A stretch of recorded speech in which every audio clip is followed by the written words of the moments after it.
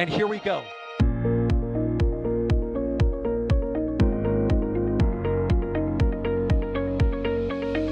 have liftoff. Propulsion continues to be nominal. R68 chamber pressure looks good. Doubling up. Roger, Atlantis. Water towers, fly! Yes! Tango down to nominal. Flight downside FTS off. Bring in FTS off. It's orange! 145. Oh my God! Oh my God! Decollage. Put that in the big bag, Eagle. 343 unfolds to go. Indeed. We rise together, back to the moon and beyond. The methane will be igniting in the flare, correct? Yikes. You dead? Sure. We don't need any more of these.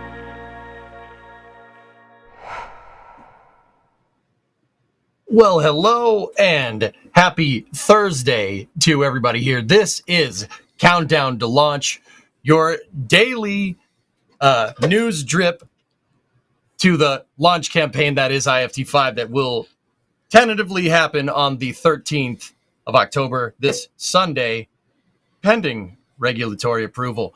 I am your host, EJ, here. I stream on Twitch, but I also do commentary here on NASASpaceflight, and I'm the host today. So this is going to be fun. And always, and as always, joining me is my as Jack would say, my ever-competent cohort of co-hosts. I think that's how he says that.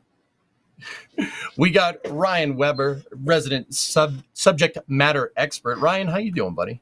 I'm doing fantastic, EJ. How are you doing? You know, we're going. I'm doing just fine. Yeah. How are you hype on Starship or what? Yeah, I'm ready for Flight 5. Let's go. Yeah, I'm ready. Been doing a lot of work on it. I can't wait to see this thing fly. It's gonna be so much fun. Oh yeah, it's going to be great. And then I have the new guy in here, Cody. Why don't you introduce yourself to these fine folks here? Hi, I'm Cody. I'm, as EJ said, the new guy here. I've done a couple of streams in the past, but this is my first time on camera for one of these more talk show-like streams. I'm super excited for Starship Flight 5 coming up here pretty quick. I mean, the days are kind of getting faster as we get closer and closer to launch here, so I'm super hyped. Some things are going on leading up to launch, and it's looking pretty good, in my opinion there. So, yeah. Cody, I don't think that rocket behind you is pointy enough. Yeah, I don't think so either. It has to be more pointy. We need to instill fear into our enemies. Yeah. No. Yeah, I do cool. high power rocketry. So this is my L1 that I'm going to be launching sometime not this weekend. I was supposed to launch this weekend, but something else decided to launch this weekend. So I'm not going to be able to launch that one. We got pending regulatory approval, we got a lot of action coming this weekend. But yes, we're here to talk about Starship. Ryan, fill me in. What's going on? What do we got since yesterday? Well, since yesterday, all 6 charges have been installed in the vehicles. Yes, 6. There's 2 on the booster methane tank, 2 on the LOX booster tank, and then 2 into Ship 30. As far as I know, since like 7 a.m. this morning or so, the boxes haven't been closed up yet, so there's still that to be done, which means the pins aren't probably pulled yet. We have seen the pressurization trailer leave, which is what they usually use to keep Ship 30 pressurized and stuff like that, so they're pretty close to stacking. 30 was moved back between the sticks. The sticks haven't engaged yet, though, so it's just kind of sitting there, and they'll make the call when to stack, whenever they're ready, I guess. Who knows what other checkouts they have left to do. So it's kind of interesting. There haven't been many lifts around the vehicles or the sticks at all most of the day today. They've just been kind of sitting around. So maybe it's software checkouts or other things that they're trying to go through a plan right now before they stack this vehicle. So it's kind of where we're at. Cool. Now, and Cody, you said you wanted to talk about flight termination systems here. Mm-hmm. what's the detail of kind of a flight termination system for a rocket this big? Is it different than the one you got behind you? What are we talking about here? Well, the flight termination system on this rocket, its entire purpose is to just prevent this rocket from leaving its path too far. So if our rocket starts to drift towards, let's say, a population center, we don't want that to happen. So we have our explosive charges put there on the actual structural members of the rocket, the things that will kind of crumple it if they're gone. We trigger those if it's ever off the path and make sure that everyone's safe here for these type of launches, especially with Starship. We saw there on Flight 1, it was a little bit underpowered on that flight termination system. It took a little bit for the vehicle to break up. But I think they have that solved here. I mean, we saw that stage 1 kind of pop. I don't know if that was necessarily, I don't think it was a flight termination system thing, but we know these things can pop pretty quick. So in the case of it drifting off course, we always got that as backup here. Yeah. Mm-hmm. So flight termination system, that's one of the last things that they're going to do, like Ryan was saying before we go and send this thing. So I'd say, once again, we're still pending regulatory approval, right? But the confidence is high, let's say, for a launch on Sunday at 7 a.m. Central. Yes, certainly. I mean, that's kind of the last kind of checklist thing I can think of preparing Starship for launch. So I'm excited to see this get restacked as they're finishing up installing all that, and we get to see the full stack out there on the pad. It makes me super happy to see that always. So, yeah. Mm-hmm. Now, the rocket isn't the only thing that SpaceX is updating down there at Starbase, huh, Ryan? Like they've added they started putting like a mural on the front of front of Starbase, right? That's actually pretty cool. I don't know if you guys have seen that yet. It's pretty awesome if you haven't checked it out. Yeah, they're starting to. It's basically small plates. They're basically putting on the. It's a whole mural on the parking garage. What's funny is if you look at the Starships closely, they're Block 1 design. The flaps aren't more forward or anything like that, so it's kind of funny. So I guess whoever designed it SpaceX didn't tell them to update design. It's kind of funny, but I don't know.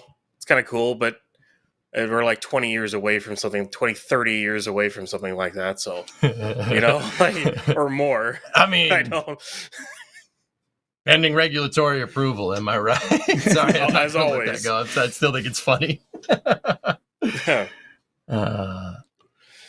Okay, so I'm just going to pop into the support queue here real quick. We had RC Horseman gifting 5. RC, you're the best. Thank you very much.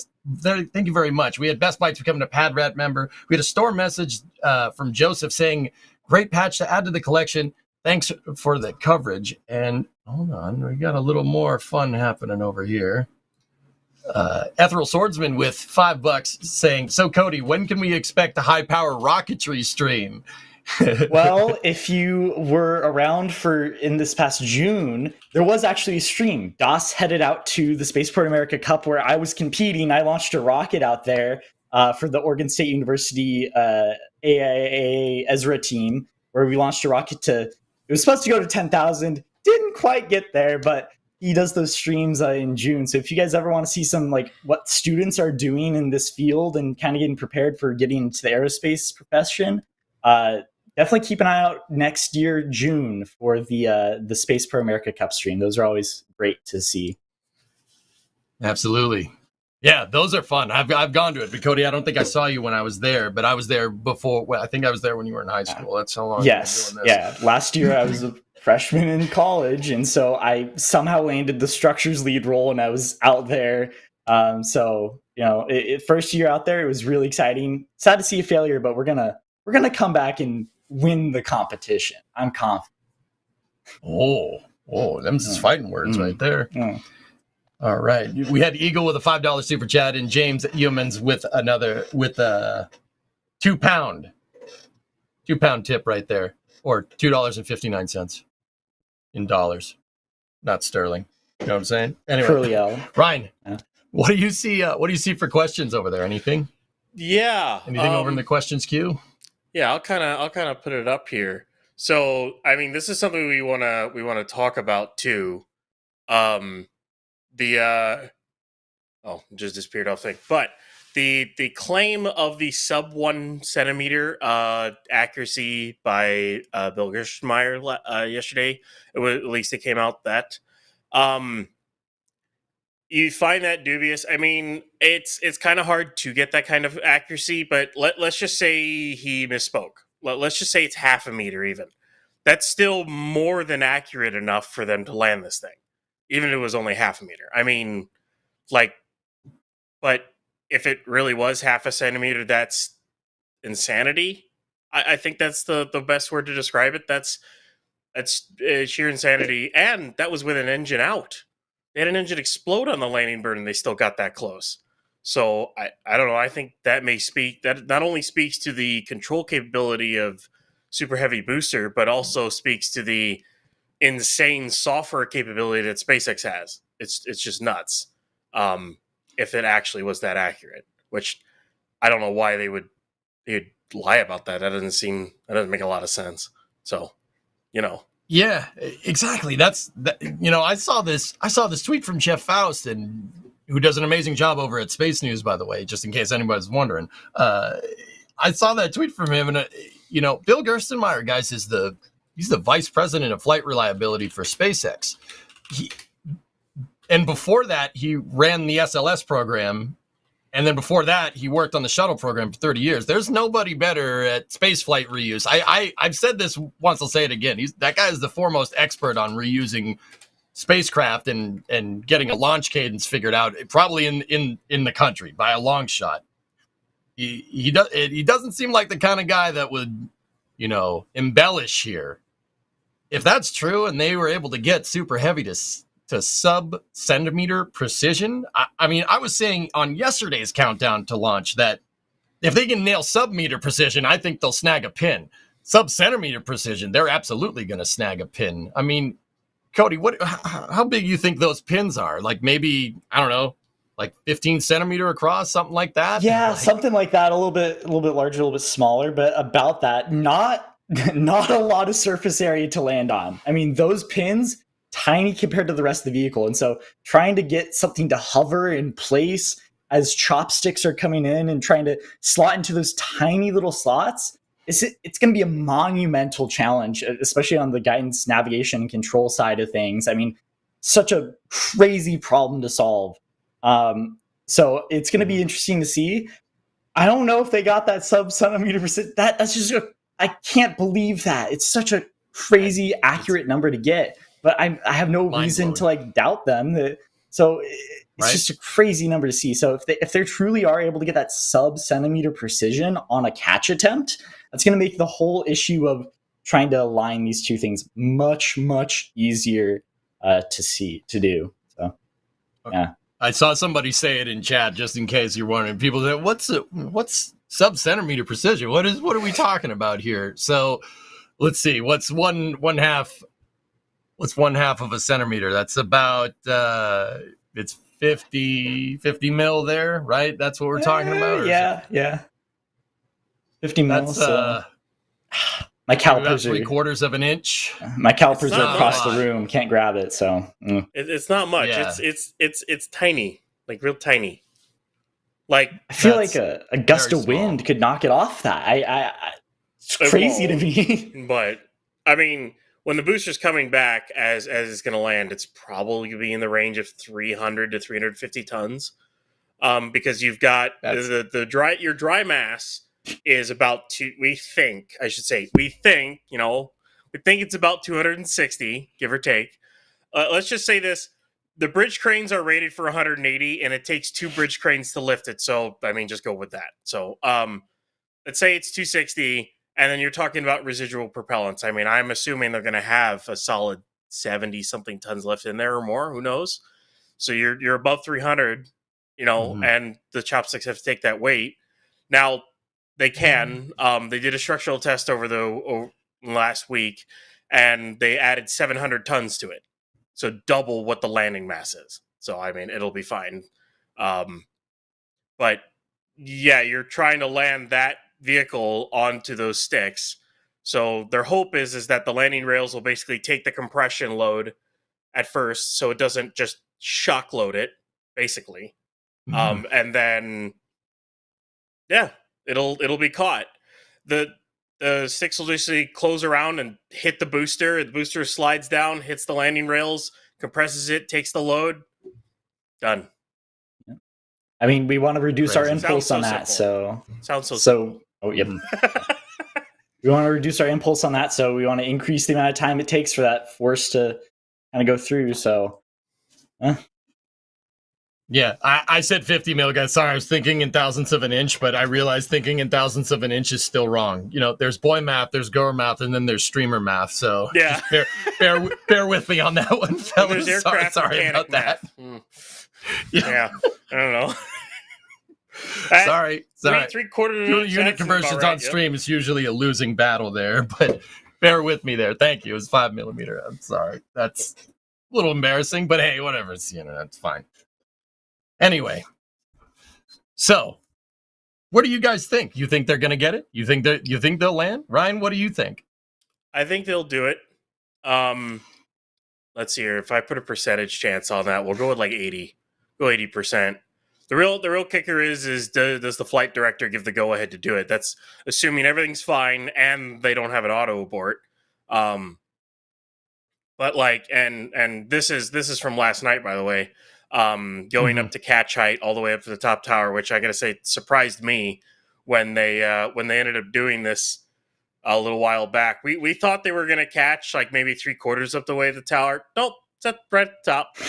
Yeah, they're gonna do it all the way to the top, and they structurally increase tower up there. But will they do it? I think they can do it. They've proven they can land rockets. This vehicle is much easier to control. Because rather than Falcon 9, you've got 3 engines running in the center. So you can control roll with those engines. Unlike Falcon 9, which you can't really do that with a single engine. And you'll have incredibly accurate precision when you're at low velocities there. So I think they'll do it. It'll be nuts to see. All of a sudden, 7.5 minutes, 8 minutes after launch, all of a sudden, you're going to see a booster just hanging off the tower as they try to safe it, and basically depress the vehicle, boil off everything, and then they'll have to roll their transport stand, which is all the way over at the rocket garden. That's going to have to roll all the way back to the launch site, and then they're going to have to grab it because they can't put it on the launch pad because, well, they don't have any guide pins to do it. So it's going to hang there for a couple hours, several hours, in fact. So that'll be nuts. Some cool photos will be taken, I'm sure. Oh yeah, from our field photographers there, right? A lot of photos. Anyway, Cody, you think it's gonna land, buddy? Man, it's so hard to like quantify it. There's so many unknowns in this situation. I mean, this has never been done before.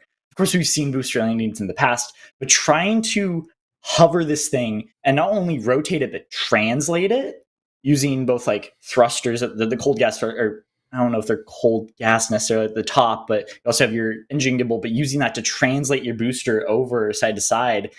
I don't think I've ever seen that before on an orbital class booster. So it's going to be just an insane thing to kind of quantify.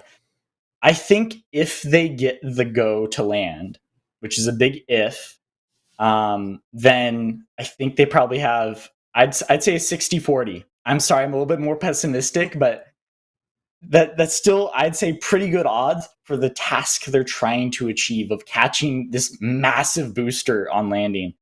And I mean, I'm a little scared about how the flight director will call this, because I feel like they need it pretty perfect conditions to be able to attempt the landing. So like on the last flight, we saw an engine out on landing. So I don't know if the launch director would call it if they have an engine out or not. Here's the what problem with that.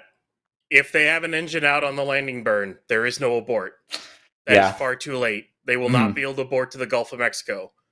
They will hit either the beach or the wetlands. That's it.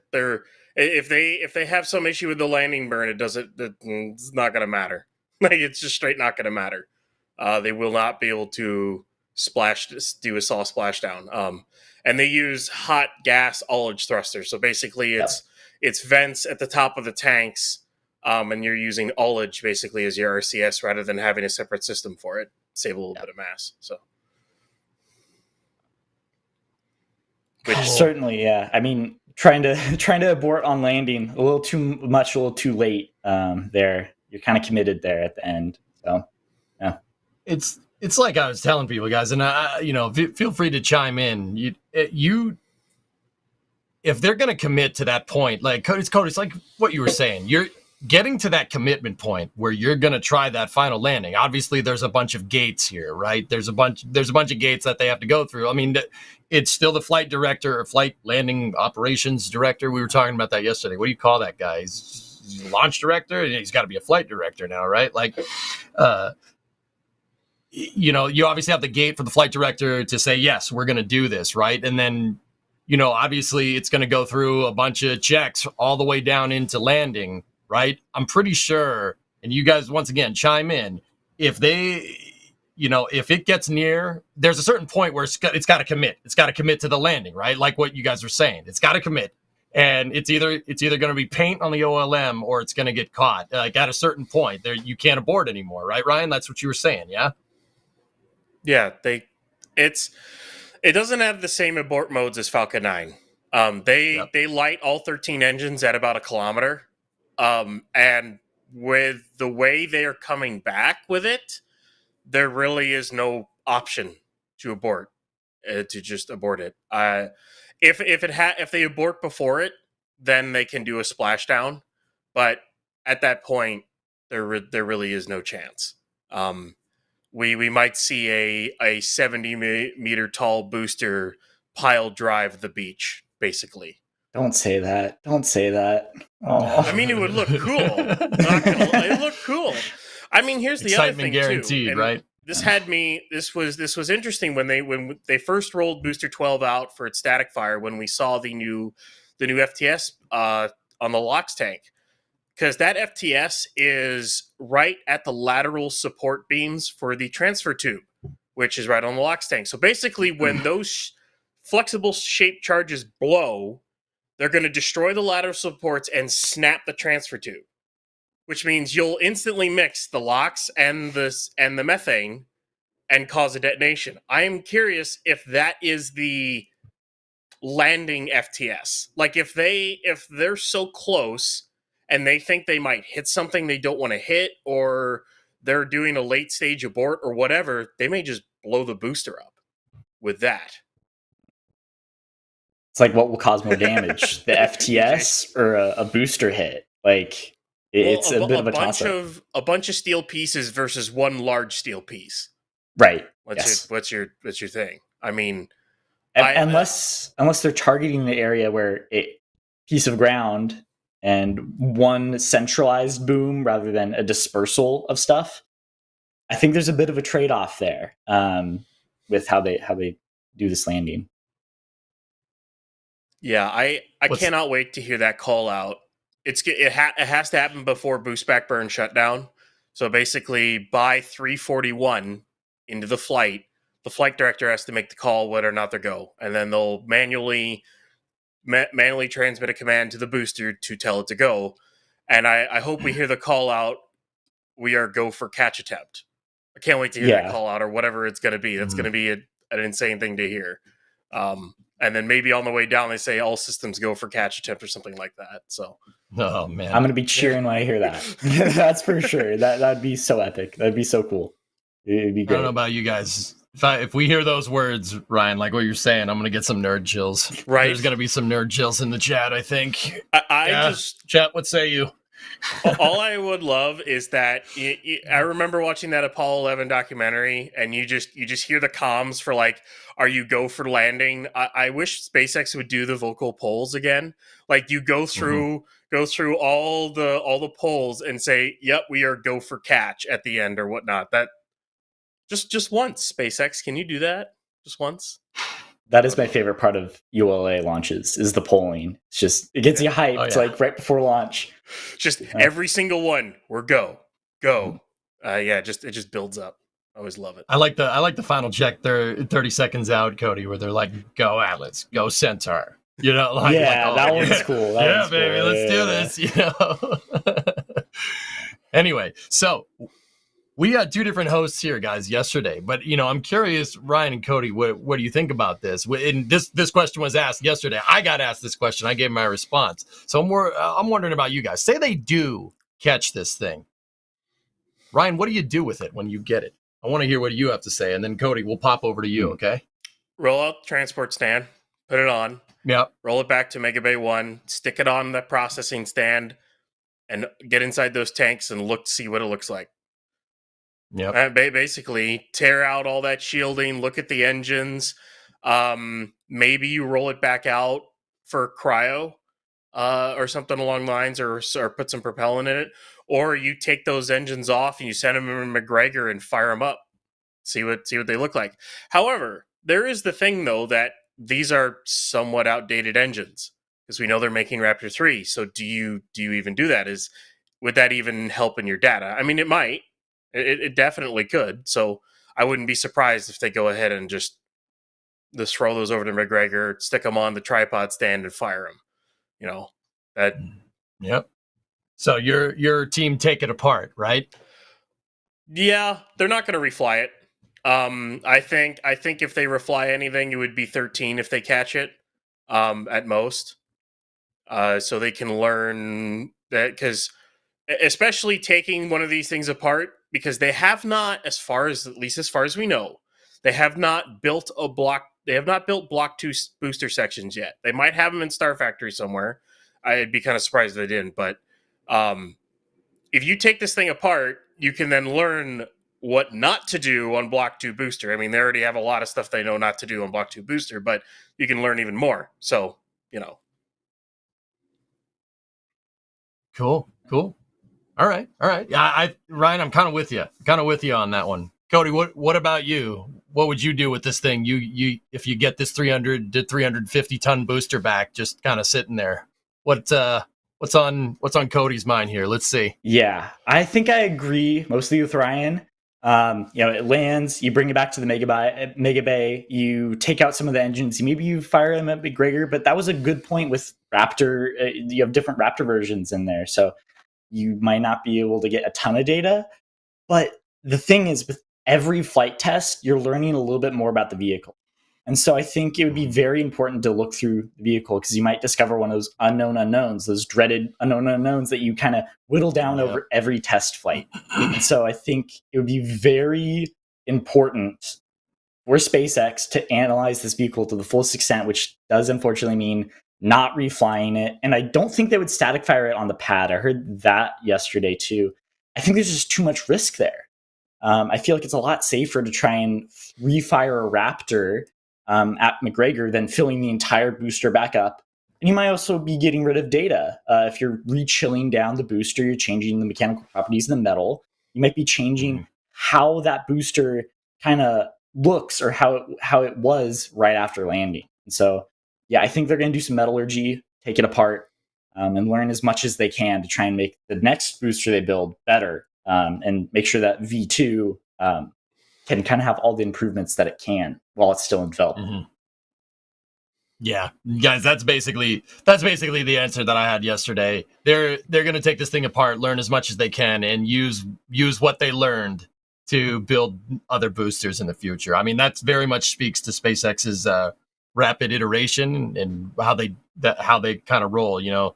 I mean, it'd be cool to see it reflown, but I think that's going to be down the road, as Ryan was saying. Like, I think that's going to be a different version of the booster based off of what they learned from actually getting one back. I mean, it's very clear that there's a vacuum of information regarding like booster reuse, because we wouldn't have seen them go and fish those booster parts out from booster 11 if they didn't want to learn something, right?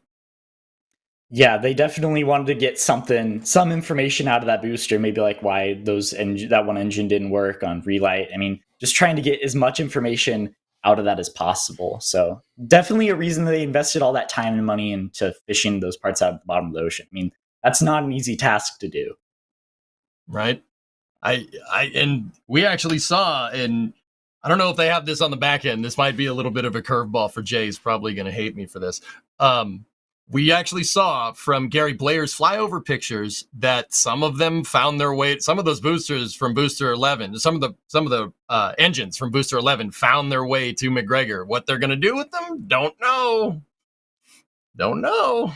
Do you guys think they're going to refire them? Dude, I said that they're. I don't know. You're not going to have a lot of fun with those bent nozzles trying to refire those for reasons. I'd say maybe reuse the turbine machinery and try to put together like one good engine and see if it works, you know? I don't know. I mean, I don't know. They sat on the seafloor for what, 3.5 months? And well, as we all know, salt water is not very forgiving for corrosion. Doesn't matter what metal it is, period. And I don't really know if you can buff those nozzles out.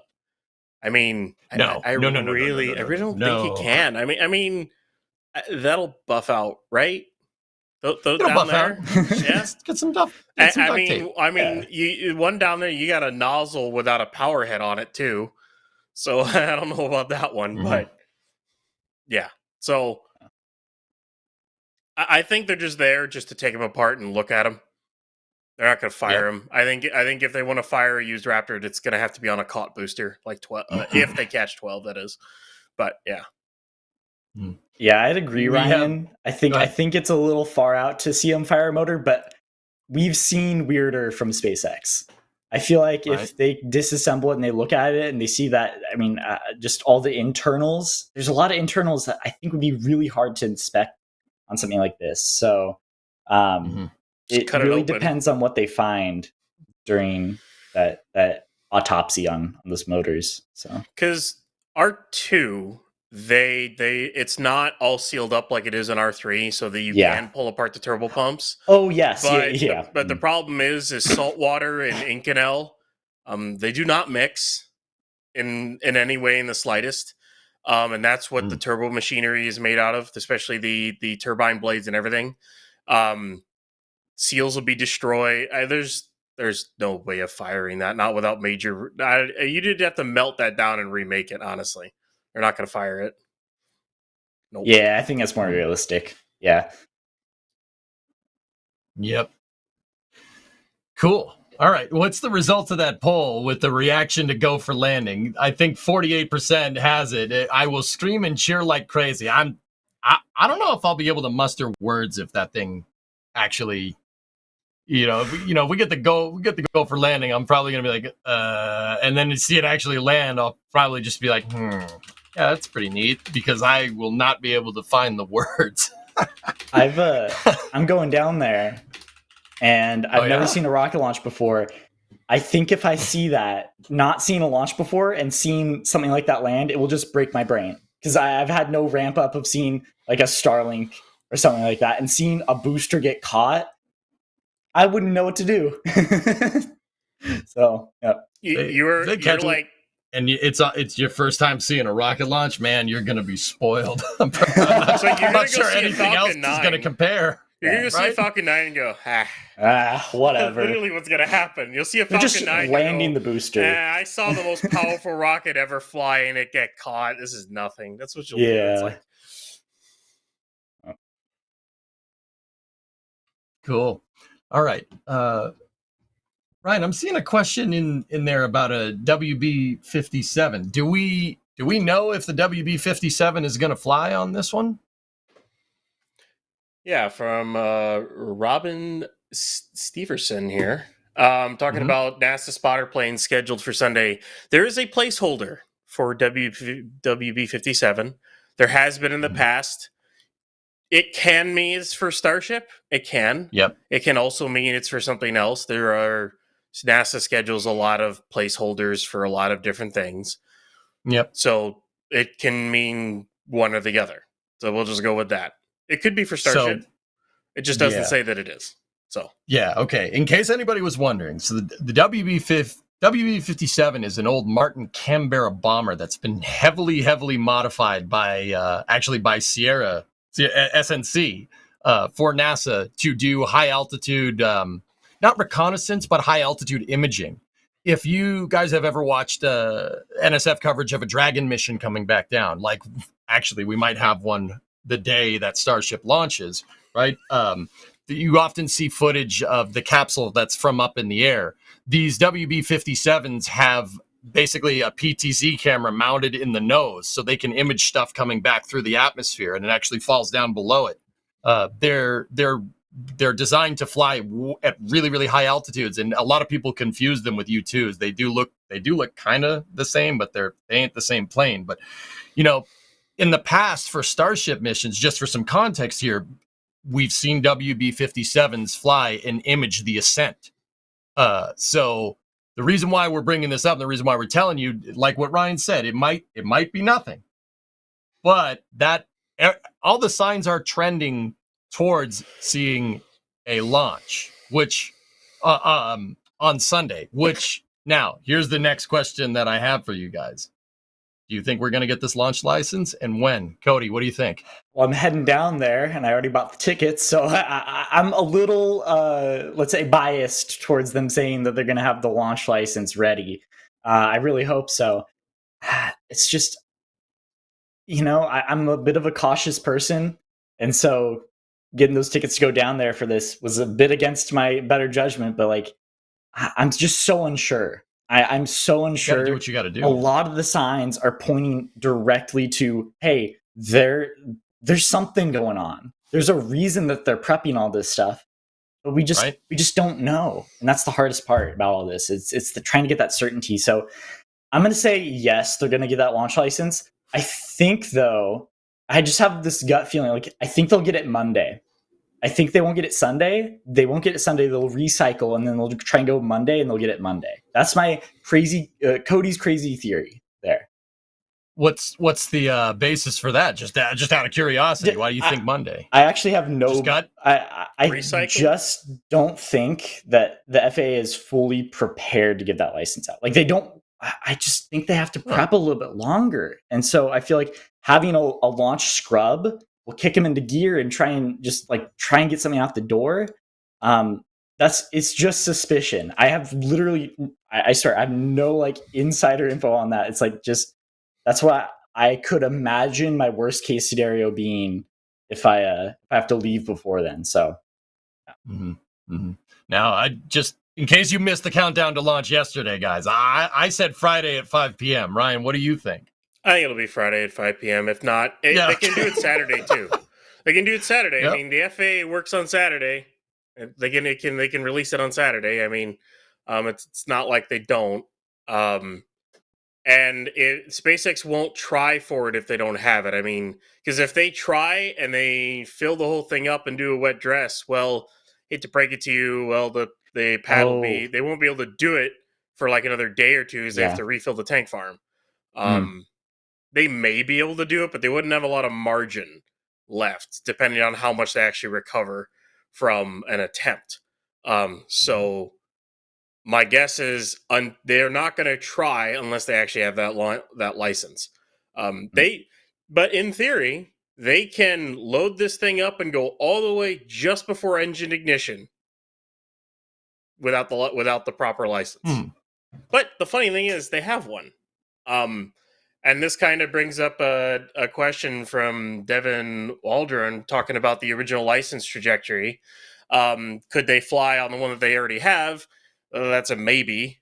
I would kind of, because we don't know if the change to Ship 30's heat shield would cause a modification to license, because I doubt SpaceX has asked them, as specifically asked them for it and whatnot like that. Because the FAA came back and said, because we were asked them about it, and they came back and said, well, we don't really know if it would cause a modification or not, because probably they haven't looked at it, or SpaceX hasn't asked about it. So we don't know if they could fly on the current one. They might be able to, then again, they might not be able to. But the closures, not the closures, but the notices plus the timeline they give out, everything says they're going for a catch, which means they need a new license. So I expect it tomorrow or Saturday is what I expect. So now, Ryan, we were talking about TFRs a little bit earlier. they edited the TFRs and posted them today, right? That's how that went down. Just give us a quick refresher because I got another question here.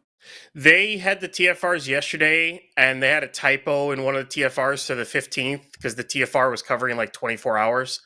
So they accidentally, that was a whoops. So they just edited it and reposted it today. That was the one. I've made an observation to the TFRs. Yep. Now, okay, so the edited one, right? Mm-hmm. That goes into the 14th, right? Yeah, so there's 3 TFRs. There's one for the 13th, the 14th, and one for the 15th. These cover, the one for the 13th is about an hour. It starts at 6:45, and if I remember correctly, it ends at around 8:07. The ones for the 14th and the 15th start at around 6:45 Central and end at 9:37 Central. So they usually give a buffer zone around the window on that TFR just so, well, you can make sure the airspace is actually clear and whatnot. But that's their launch window usually for weekends is about an hour, give or take. And then for the weekdays, it's usually like an hour and a half, maybe 2 hours, usually about 2. So still morning launches, but if they do go right at 7 and it stays as clear as it's supposed to, we might get a jellyfish. Oh, a hot staging jellyfish. That if they go make right me at 7, feelings. Because sunrise on Sunday is 7:26 a.m. I think it's 7:26. Oh, and hey, dude, even if they don't get it right off the bat, Starship can be recycled real quick. There's like a hold gate right there where it can be recycled, right? So there's that minus 40-second hold that they have after they fill everything up, and I think they can hold this thing for like 30 minutes. It's like 15 or 30 minutes. I don't know if it's changed recently, but they have actually a hold time compared to Falcon. So, yeah. Cody, you might be in for a treat, buddy. Oh yeah, I mean, you might be. I've been looking at that sunset time. And jellyfish if with it's a hot stage. If this is my first launch I ever get to see, I get to see a landing, a tower catch, nonetheless, a Starship launch, and a jellyfish. I don't know if I can attend a single Starlink. I might not be able to. I might just are going to be ruined for you. They're going to be ruined. That is permanently. If it all happens, then. So yeah, I mean, even if it just launches, I want to hear the ripping of the atmosphere there. I've never heard that, and I really want to. I want to hear that, and I want to feel that. So. Oh, the tearing. Yeah, that's a thing. Yeah. Yep. So what I was saying, and Ryan, this is the reason why I asked you about the TFRs, is because Cody said it might go on Monday or, the 14th or, even the 15th, which is Tuesday. There's a possibility that, that might happen. That's why I asked that. Because so it might, might be Sunday, might be Monday. I mean, Monday, I think, is a federal holiday in the U.S., if I'm remembering right. So Columbus Day, I think. Yeah. So it could be Monday or Tuesday. Who knows? Although I will say, I believe on the WB-57 schedule, there's no WB-57 scheduled for Monday, but there is for the rest of the week. I'm pretty sure that it's just Sunday, and then the rest of the week. There's an imagery placeholder for 2 straight weeks. Now, here's the other part about that, though, is Crew 8 is supposed to come back Sunday, Monday, Sunday. That imagery placeholder could be for Crew 8. Mm-hmm. Yeah, that's a good point. Because they use they use it for crew returns. So yeah, certainly. What does NASA want to cover more? The Starship launch or the WB-57? Or Crew 8? I'm just going to go out right and say it. Why not both? They should have 2 of them. Don't they have 3? What time's Crew 8 coming back down, man? Fly. Yeah. As soon as they cover Starship, go. Just fly over there. What time is coming down? I have to look. Yeah. I mean, what's the fuel capacity on that thing? Can you get out there? Would you have to probably stop back at Houston and refuel? Or, I mean, does it even have loiter at high altitudes? That's what it's designed to do. Current undocking is 3:05 a.m. Eastern Sunday on Sunday if for Oh. crew 8. That's the current It's undocking time. Then crew 8 first, then Starship. Then Wow. I don't know how quickly it re-enters. Actually, after that's that. I don't undocking, right? remember. So yeah, I don't remember when how quickly it re-enters after that. That's a not me question. Put it that way. yeah, I got you. Yeah, not your department. No, that'd be more an Alex question. That's pretty good. That's pretty good. Do we know if the reentry path is going to be able to be seen from Starbase? There might be some good photo opportunities there. I don't think they've picked a splashdown point yet.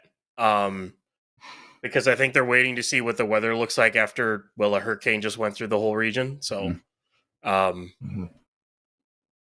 unless there's not splashing down at Florida again. I don't remember off the top of my head. So yeah. But yeah, crew 8 crew 8 undocking at 3:05 Eastern or 2:05 a.m. Central, while we're all going to be sitting and waiting for this thing to go in the morning. So that'll be fun. Sunday's going to be a little crazy. Yeah, it's gonna be a little crazy. Anyway, okay, so there's a super chat here from James Humans again. So how loud how loud do you think the sonic boom will be? I mean, it's gonna be pretty loud. I mean, I don't know if it kind of is going to be louder than what we've seen on past missions, right? Like, obviously, you're not going to see one on a Starship mission, right? But is that going to be like louder compared to a Falcon 9? Cody, what do you think? I mean, larger surface area. I feel like it's going to create a larger shock cone, and you're going to get a louder sonic boom. I don't know the full relationship there, but just like from my basic understanding, I feel like that would have to increase at least the sound of that. Having a big booster that has very, very blunt edges on it, not like a nose cone or anything, it's going to create a very loud sonic boom. I mean, Cody, you saw that cone from the Flight 4 landing from the buoy cam. That was that the biggest cone ever made? That's up there. That certainly is bigger than that one. It's going to be the diameter on that thing was because the booster is going to be heading down towards the launch site. If they're going for, let's just say, assuming they're going for a catch, the booster will heading down towards the launch site. It'll create a sonic boom because it'll be going supersonic. But as soon as it starts slowing down and everything, that shockwave will then go and just hit the launch site and bounce off the launch site because it'll just keep traveling down ahead of the vehicle. It's going to be kind of nuts.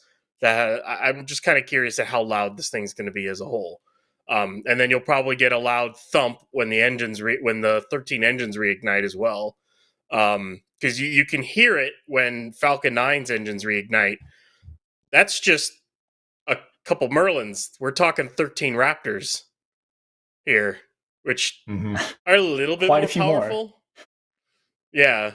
I mean, let's just do some rough napkin math here. Here I go with the math again.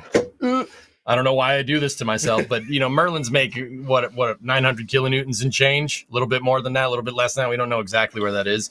They with Falcon 9 for like a kind of RTLS, right? You see one engine and then two outside engines fire and then they shut off. So at peak thrust during a hover slam with Falcon 9, you're looking at what 2.7 meganewtons of thrust. That's pretty much what one Raptor makes. It's a little more than what one Raptor makes out of the gate, let alone 13 of them. So yeah, it's probably going to be loud.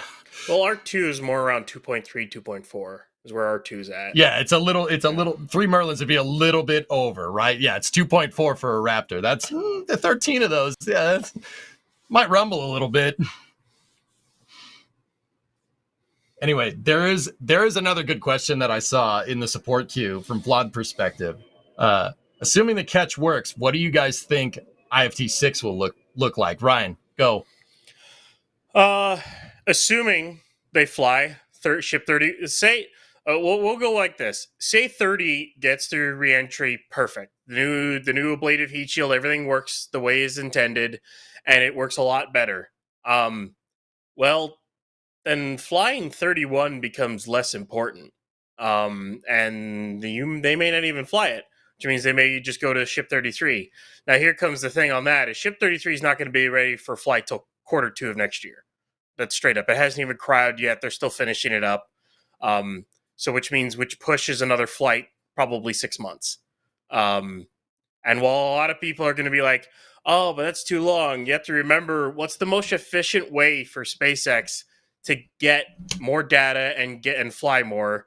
Well, to me, that's to have all your shipbuilding crew working on working on Block 2 a ship. So rather than spending 12,000 man hours to replace the heat shield on 31, which they haven't really even started detailing yet. So if it is Ship 33 that ends up flying it, then I could see it. They're going straight to orbit. If it's 31, then then maybe they try some of those small tests in space and then go for another suborbital track reentry and try to catch 13, assuming they run into no issues in this flight. So I think that's what. So you're thinking 6 is going to be an orbital attempt with Starship and another catch, yeah? Did I get that right? If they fly 33, then yeah. I don't think they'd go to orbit with 31.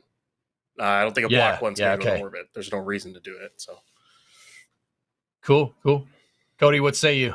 You think that's right? Agree? Disagree? Where are we at?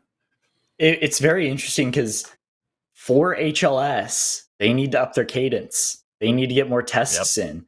And so it's going to be very interesting to see if they choose to do testing on 31,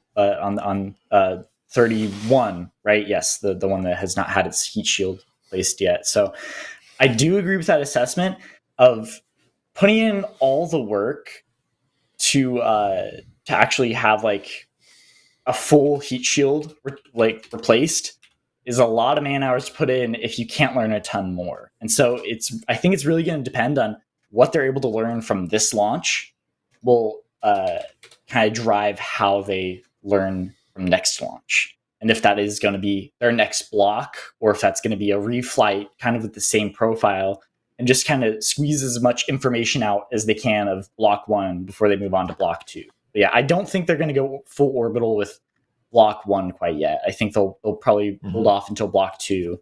But I'm curious to see if they'd make any changes to the next ship that flies to kind of move along the HLS testing route.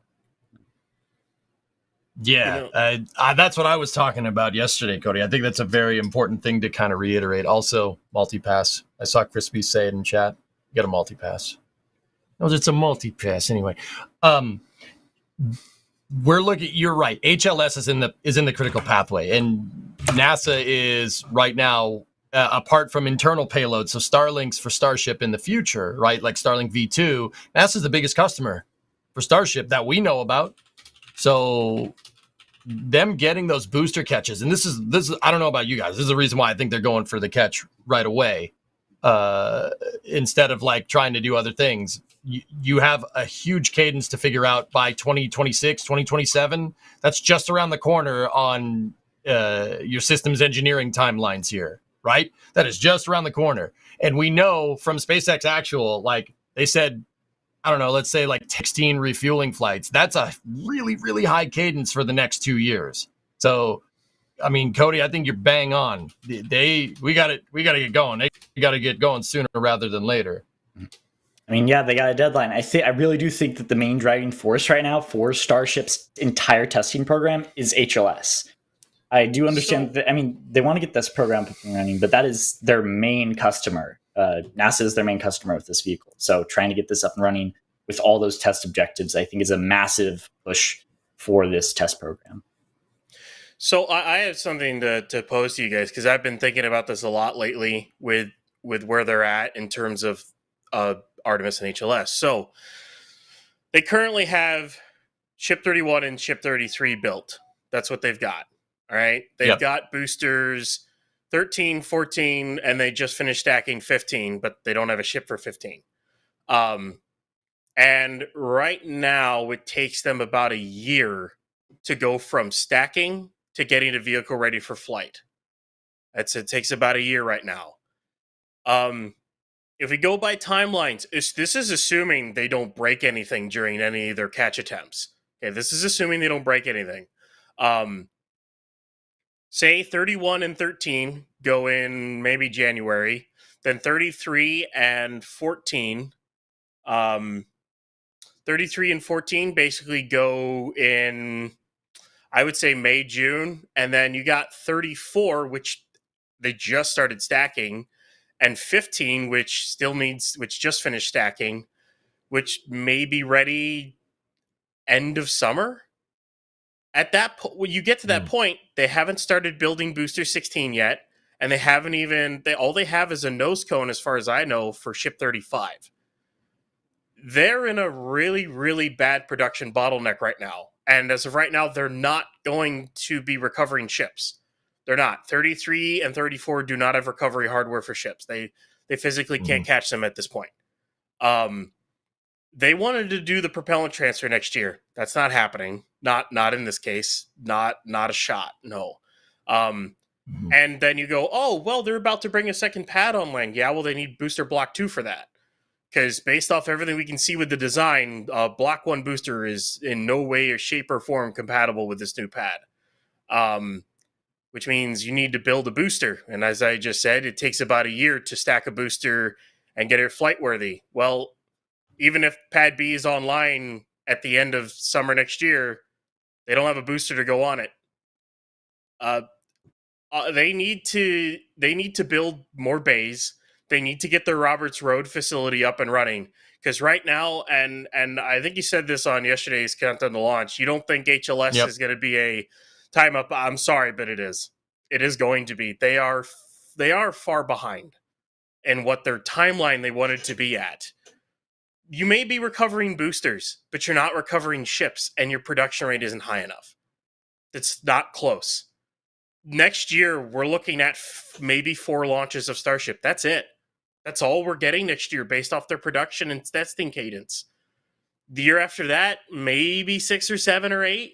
I know I'm being negative, as I always am, but I'm just looking at this kind of realistically. I mean, that's where they're at with their production and their testing. They're not that far along. Unless Star Factory really, really ramps up, they've got a problem. You know? I know. I mean, based off of what we've seen, I can get that. But I mean, okay, all right. This isn't Flame Trench, but we're gonna. Oh no, EJ, hit the bell, Jay. Hit the bell. Let's go. Yeah, baby. There we go. I mean, we can't see inside the Star Factory. I mean, okay, so Ryan, I'm not gonna be too spicy. We're not gonna be too spicy here. So I got a question. How do you know they're not ramping up inside of the Star Factory? Like, honestly, it's not rhetorical. Like, is there evidence that we've seen that they're not in that big, huge building that they're building, that they're not trying to ramp? I will say it. Okay, with the Star Factory itself, we can't tell, but with the bays, we can. I'll put it that way.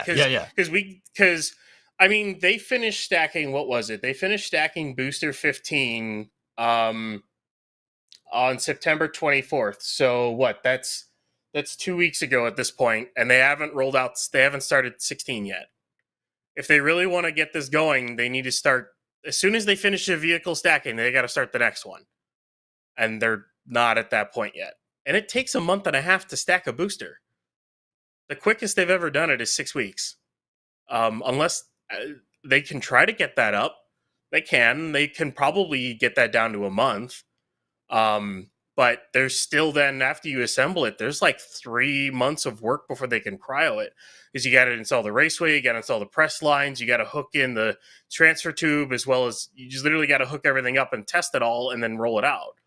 I mean, Booster 14 finished stacking on April 26th, and they just cryoed it. They just cryoed it this month, 6 months later. Yeah, no, I hear you. I mean, I always see, guys, this is why I wanted to show this. And Cody, I'll let you chime in here in a second. I just wanted to explain this. Like, Ryan isn't wrong by saying, look at the hardware. Now, personally, I mean, there's hardware that we can't see. There's obviously, what's inside a Star Factory, right? But, talk is cheap. talk is cheap in the spaceflight industry. Talk is cheap in the aerospace industry. You know, we've heard plenty of people say, "Oh, we're going to do rapid reuse. We're going to do a high launch cadence and then launch like maybe once, right? Twice a year, even maybe get it up to like, like what we've seen with Rocket Lab, get it up to like 30 launches. This is a hard business, right? So I don't think Ryan's wrong in kind of assuming that it's going to take some time to ramp. Now, Ryan, here's my question. Mm-hmm. Think it's reasonable to think that SpaceX doesn't. Do you think it's reasonable to think that SpaceX knows that they need to ramp, and that could be what they're doing inside of Star Factory? SpaceX knows they need to ramp. Yeah. I think the biggest thing is right now they're at a point and it's like, all right, well, we know this pad design doesn't work at pad A, and we know we're making a new ship and we're making a new version of booster, which those are basically going to be your operational vehicles at this point. Like your Block 2 ship and booster, that's where you're going to start your Starlink missions. That's where you're going to start your tanker flights. That's where you're going to start basically everything. They needed to get to that point, and now they're there. It's just once they build this pad B at Starbase, they then have to build it at the Cape, and then they have to build the Star Factory and the bays at the Cape, and they haven't started clearing that land yet. That takes a while to build a whole factory and to tool it out. That takes like 2 years. Like, I don't think chat's liking your realism here. I mean, I don't think they like it. But I mean, he's not wrong. But also, I'm not saying SpaceX can't do it. I'm just saying that's where they are in the program. At some point or another, out of nowhere, you're going to have 2 fully functional Star Factories. You're going to have 2 pads at Boca, at least 2 pads at the Cape, with maybe another 6 at 49. Who even knows at that point? And all of a sudden, you're going to get so many launches. They just have to get there, and they're not there yet. Yeah, it's going to take. They are trying to build the most powerful rocket ever and launch it at a cadence no one has ever dreamed of.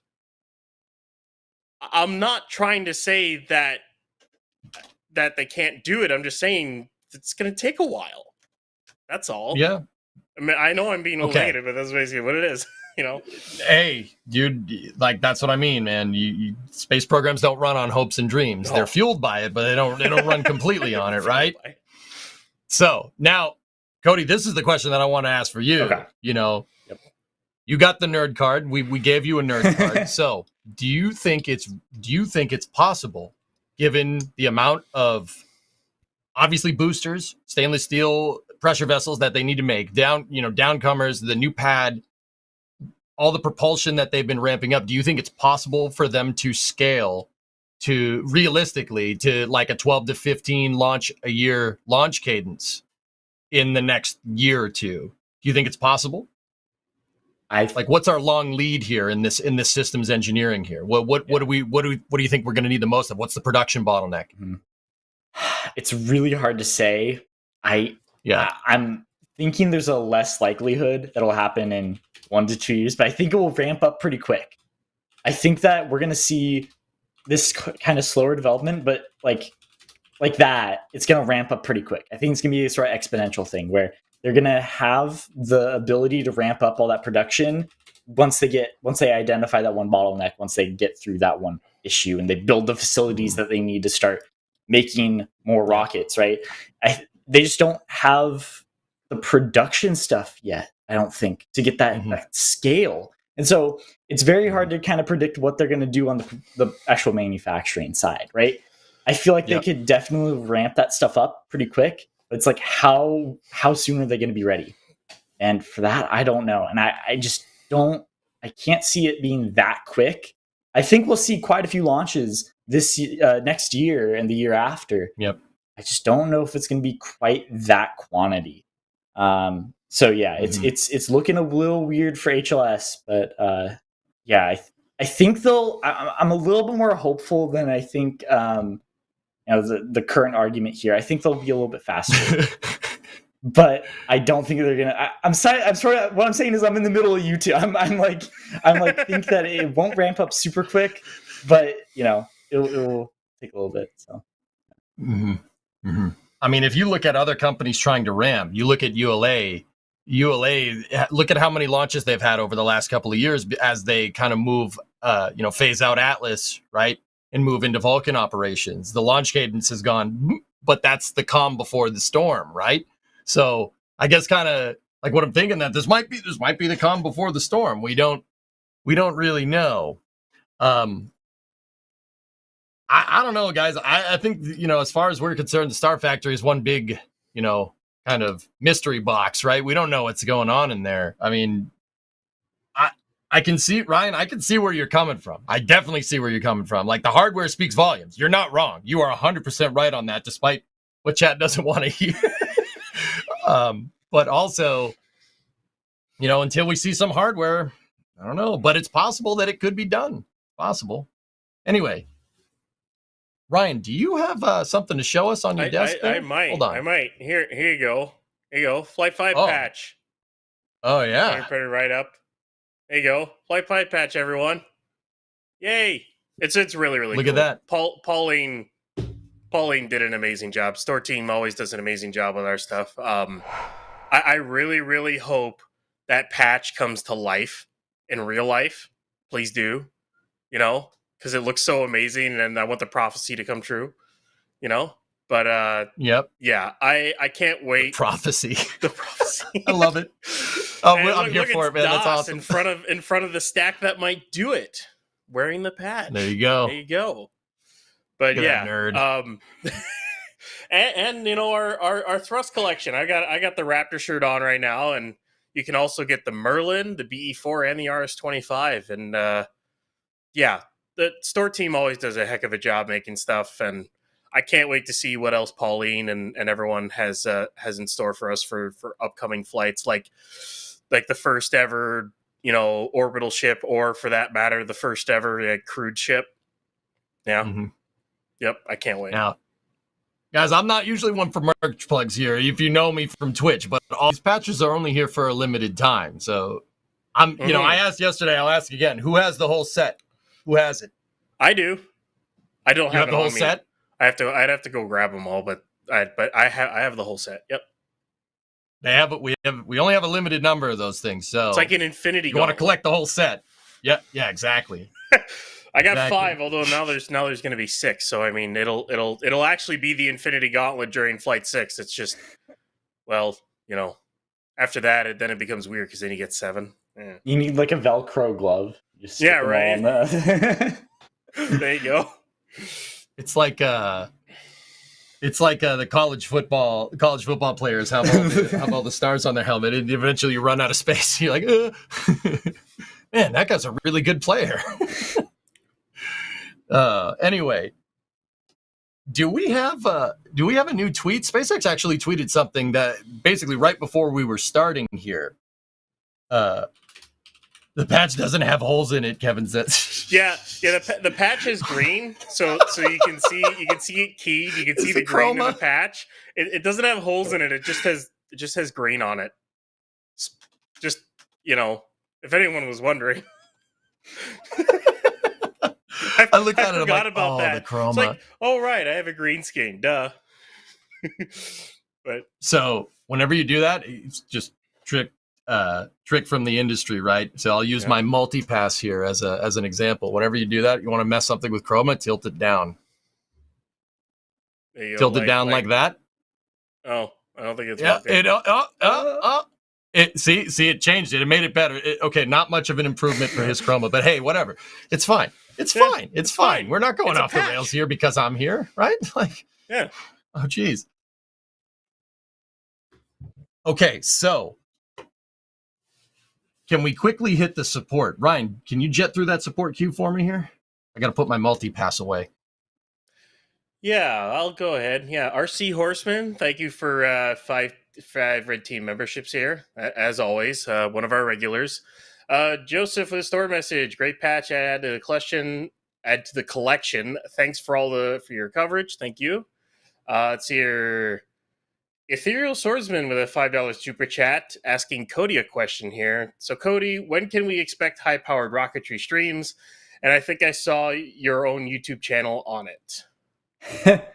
Yeah, I did have a video recapping all of what happened during spaceport for the Oregon State University team. It's a bit of a video edited, so yeah, I got that up. I think in the members Discord, I posted a link somewhere in there. So yeah, but we'll see that during June. I think I touched on it a little bit during the start of the stream, but yeah, watch out for June for some high power rocketry stuff. And then we got Eagle with a $5 super chat. We need a poll: EJ for launch host or Lon on launch day?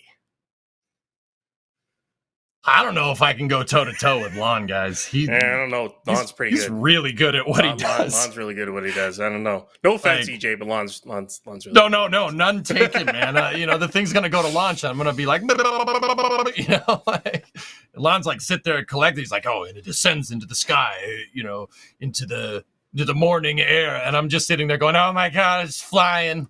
That goes up into the. It'd be very hard to keep composure for those type of launches. I respect it. Right. You got Ironclad gifted 5 red team memberships. Thank you. Astro 95 Media with a $10 super chat. Got my remote camera housing finished up over the weekend.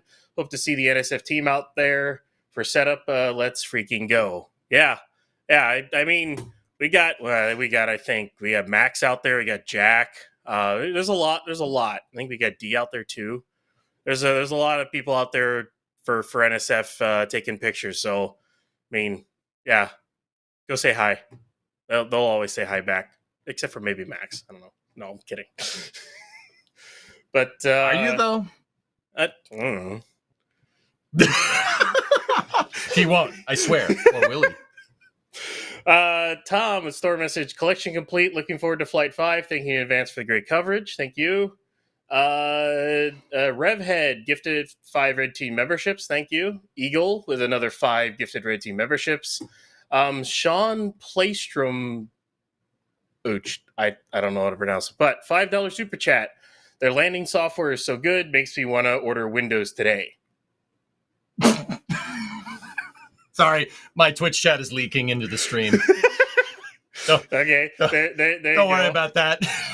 And then 2 store messages from Alan. 1 inch equals 2.54 centimeters. 1/5 inch is 2 inches equals 0.5 centimeters. So there you go. That's for you, EJ. I think that's your math. There you go. Yeah. Yep. Streamer math. Yep. Streamer Telling math. you, it's a thing. Dean Cow, thank you for having a Capcom member. Flawed perspective, assuming with $2 super chat, assuming catch works, what will IFT6 look like? We kind of covered that a little bit earlier. They may fly 31, they may not. We'll kind of look at that. James Yeomans with a $5 super chat. How loud do you think the booster sonic boom will be? Kind of covered that as well. Cody will experience it more than us because he'll actually be there. But I can't wait to hear that on stream. So, yeah. So, Amy, storm message. Hi from Ollie and Steve in Leeds, UK. Uh-oh. Don't let Chris B know. Don't let Chris B know. Why? What's wrong with Leeds? I don't know. Is there anything wrong with Leeds? I don't know. You tell me. Saturn Man with a $5 super chat. Will we see Flight 6 before New Year if Flight 5 is successful? Maybe. We'll call it a maybe. Yeah, we'll call it a maybe. X-Org FX guy with a $10 super chat. Do any of the current ships have catch pins similar to the boosters? No. And as far as we know, we don't know when the next ship that will actually have the ship that will actually get them. I'm assuming it's a Block 2 ship. It could be 35, could be 36, could be 42, could be 52. Who even knows at this point? I mean, I don't know. What do you think, DJ? Cody? Who needs catch pins? Just land it on the fins. No? I think booster can land on the grid fins, but I don't think ship can land on the flaps. No. Yeah, maybe not. No. Maybe not. No, I don't think that's gonna happen. Yeah. I don't think it'll snag. I mean, I said it'll snag the grid fence once, right, Ryan? But, if they Yeah. land a Starship and it snags the control surface, that will definitely be another snag the control surface once scenario. I'm picking up when I'm still laying down. really curious at how they're going to catch a ship, because Right. with the plan to slap the booster, basically, can't really do that with ship unless you want to destroy part of the heat shield, and then it's not very reusable at that point. We'll find out, won't we? I was thinking. It might. I mean, Go ahead, Cody. I just don't. I can't see them getting that down super early on in the program. I think that's going to take a lot of flights to get perfect. I really do think they're going to go back to maybe some short little landing legs and just land it next to the pad. I really can't see them landing Starship too many times early on the tower. But don't bet against SpaceX. So Right. Yeah. Then Rib I think it is, $10 super chat. After the cash, do you think they will set it down on the OLM or on the SPNTs with a booster transport stand, basically, and keep safe the boosters? They'll probably just depress it. I mean, there's two dump valves at the bottom of the thrust puck. They can basically just open those and dump the LOX out, whatever's left, and then boil off the methane and basically do that. So, because they can't put it back on the OLM because they don't have any stabilizer pins on there. Charty with a store message. Good luck with the preps for the upcoming launch live stream, guys. NSF forever. Thank you. CS with a store message. Number 5, collect the whole set. Anyone want to sell me an extra Flight 3 patch? Anyone got any extra? Well, I don't have any extra. I don't know if anyone has any, but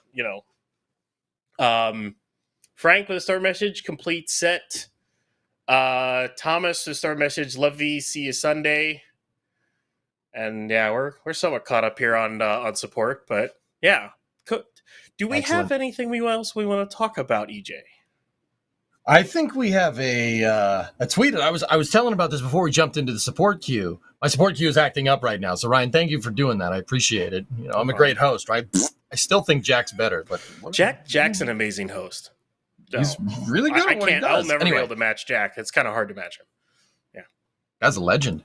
Anyway, so we do have a tweet that was basically right when we were going to start here. SpaceX did tweet regarding the Texas Commission on Environmental Quality here. So I'll just read right off here. So the Texas Commission on Environmental Quality conducted a technical review of Starship's water-cooled flame deflector, which uses potable drinking water, and determined that its use does not pose risk to the environment.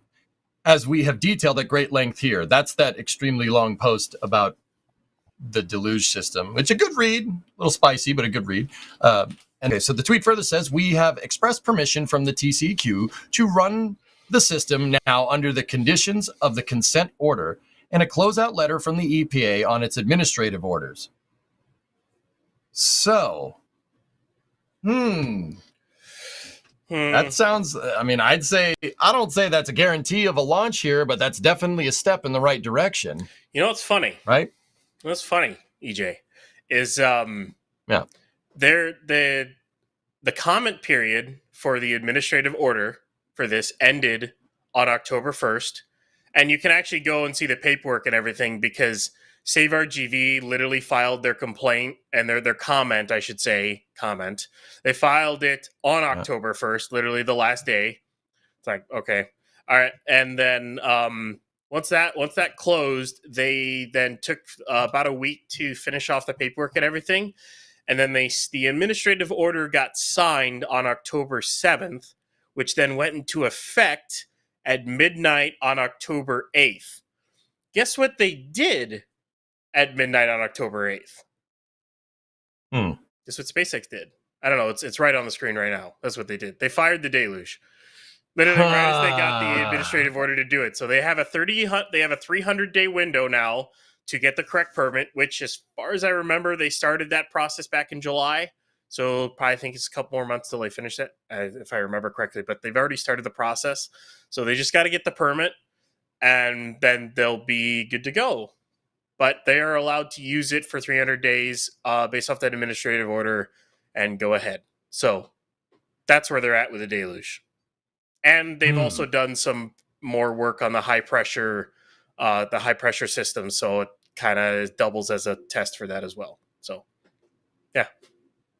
Like I said, I think this is a step in the right direction. I actually thank you for that timeline breakdown. That's actually, I mean, it's good detective work there. Nothing's a coincidence, right? Like, definitely like, okay, we got the green lights. Send it, Send it.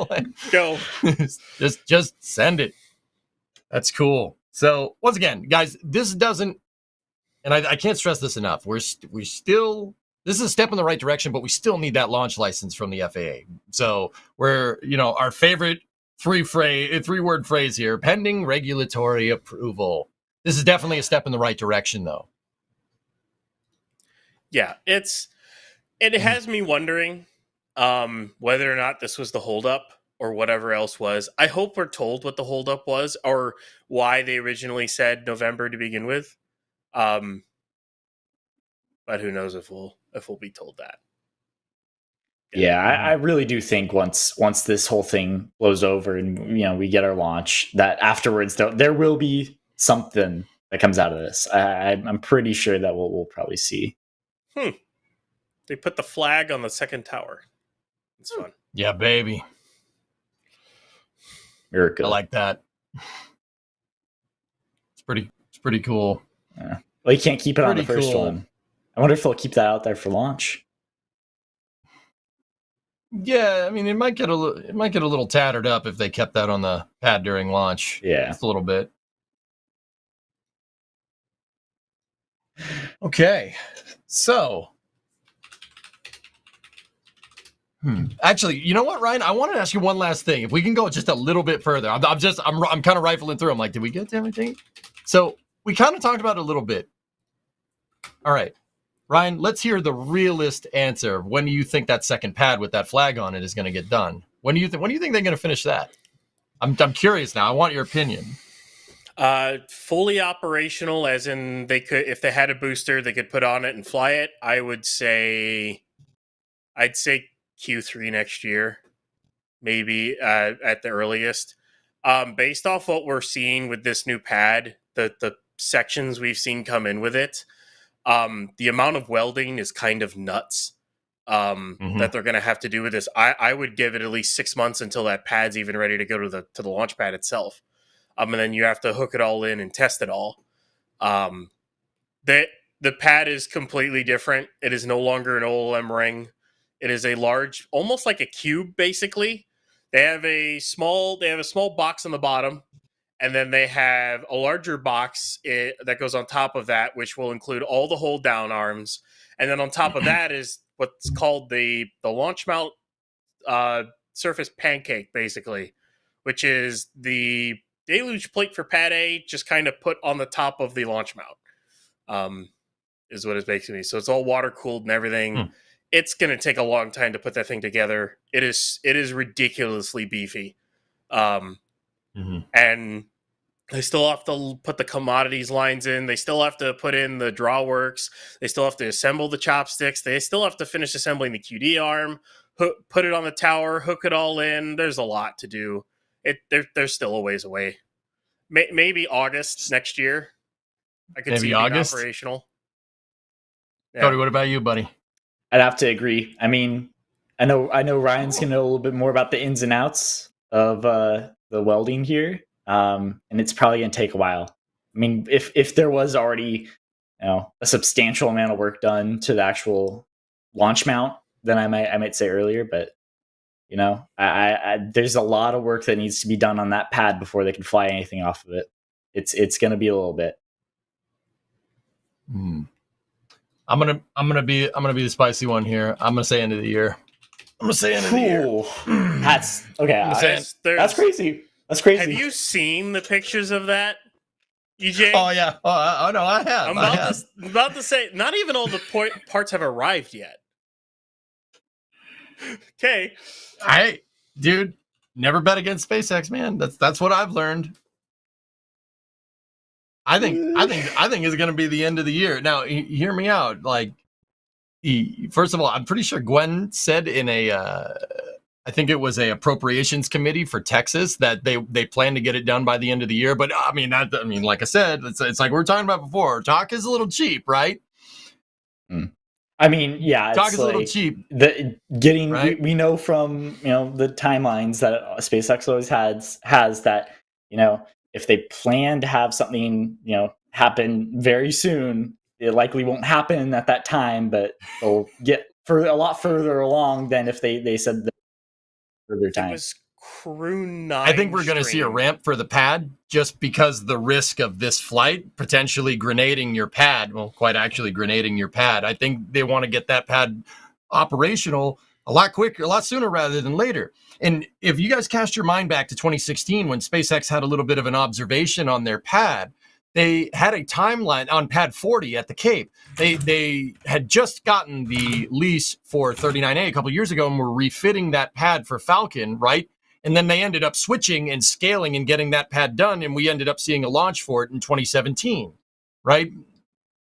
And like less than a year later. So it's very clear that they can ramp. And I don't know. Starship pads aren't Falcon 9 pads, right? But also, yeah, I'm going to be the spicy one here and I'm going to say they are just starting to dig that flame trench. There's the other part of that. Yep. They haven't laid any pipe work, no deluge pipe, no cryo pipes to the flame trench yet. They do have all the piping installed in the tower. They did that beforehand. We haven't even seen the flame diverter show up yet. We didn't even know what it looks like because there's no parts for it yet. You'll see large steel sandwich pieces most likely show up on the cameras around her, but we've seen nothing. They're a ways away. I think it was the Crew 9 stream they had said early next year. I was like, okay. It's just kind of like, yeah, that's in your dreams, SpaceX. It depends on how many people they have working on the welding will determine how quickly they get that mount done in time. How quickly they get that mount done. Because it's going to take a lot of stick welding to get that thing. It's got a done. lot. It's like 2-inch thick steel. Yeah, that's 50 millimeter, not 5. I can do the math right this time. I swear. That's some thick steel. But also, yeah, totally get it. Anyway, Cody, I think your time with us has ended, yeah? Yeah, I got to head out for some lectures, continue my journey to actually get an engineering degree. I can't stay here the entire time. I would love to, but fortunately I can't. So I'll be heading out here. So thank you, everyone, for having me. It's been, as always, great to be here. So I can't wait to return in the future. Do you think if we went to your professor and said, "Hey, you're doing countdown to launch for NASASpaceflight," do you think you could get extra credit that way? You think that's a viable path? Maybe we could get you to stay longer. It's a statistics class, so if we brought up those spreadsheets with all like the landing information, I think we might be able to get all that out. We might be able to get extra credit. Get the landing statistics there. So just saying, it's viable strategy, man. Yeah.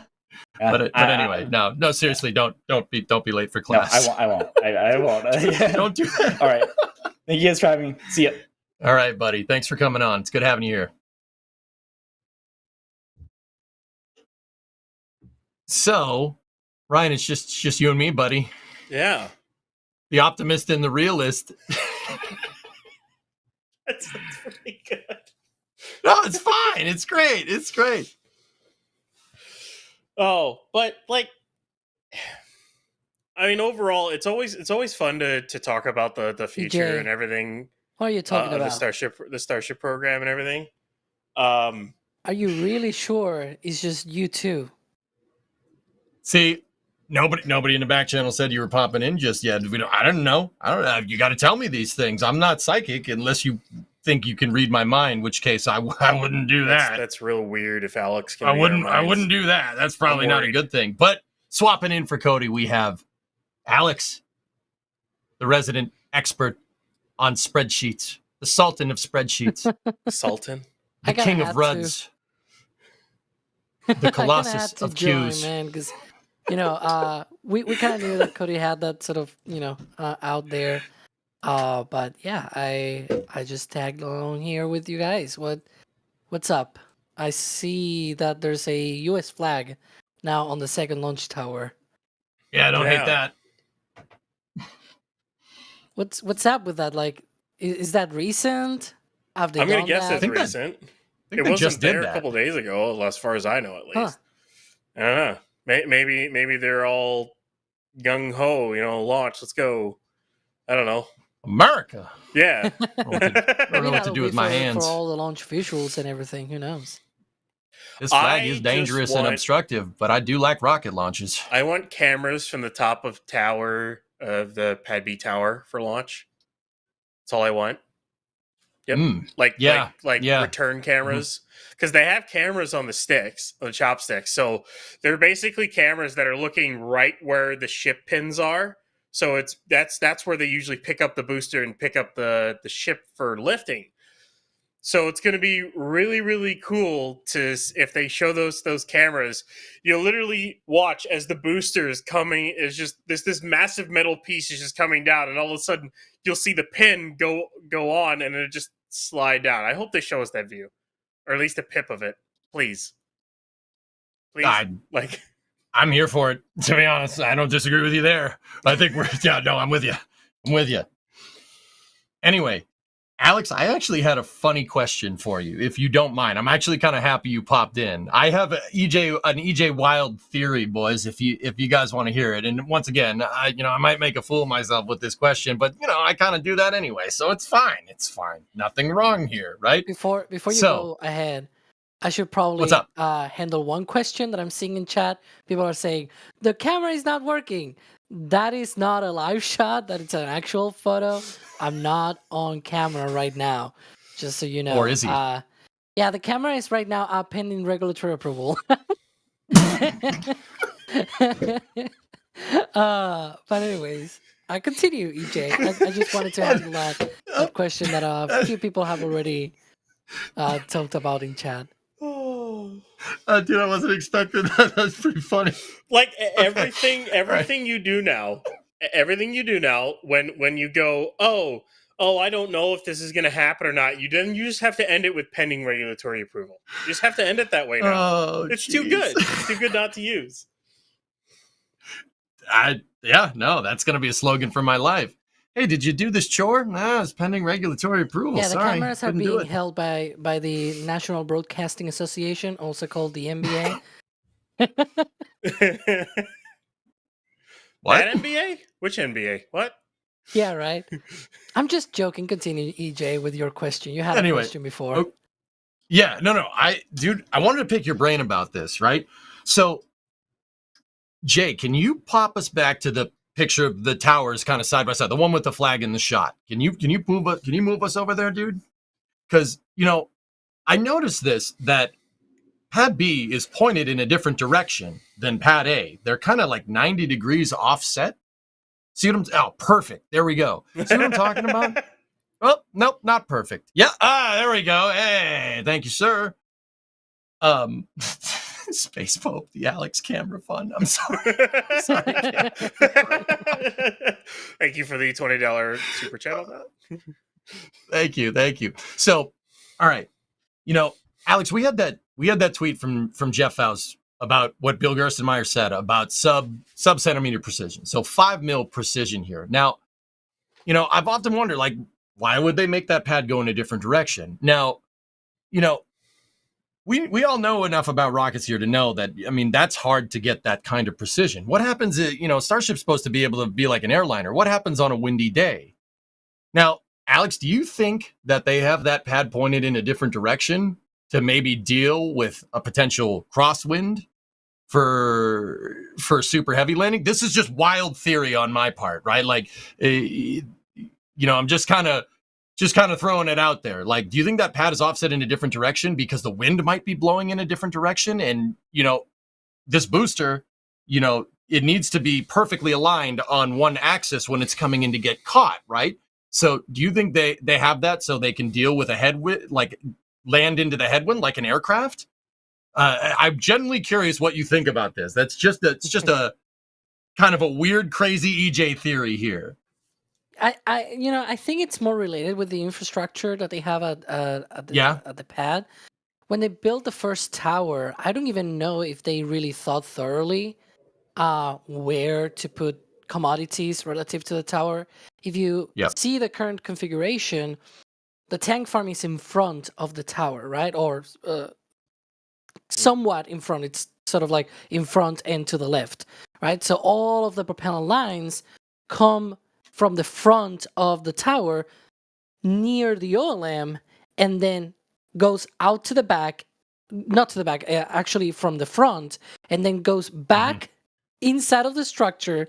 All of those pipes then go up and then go into the QD. Like, that's a mess.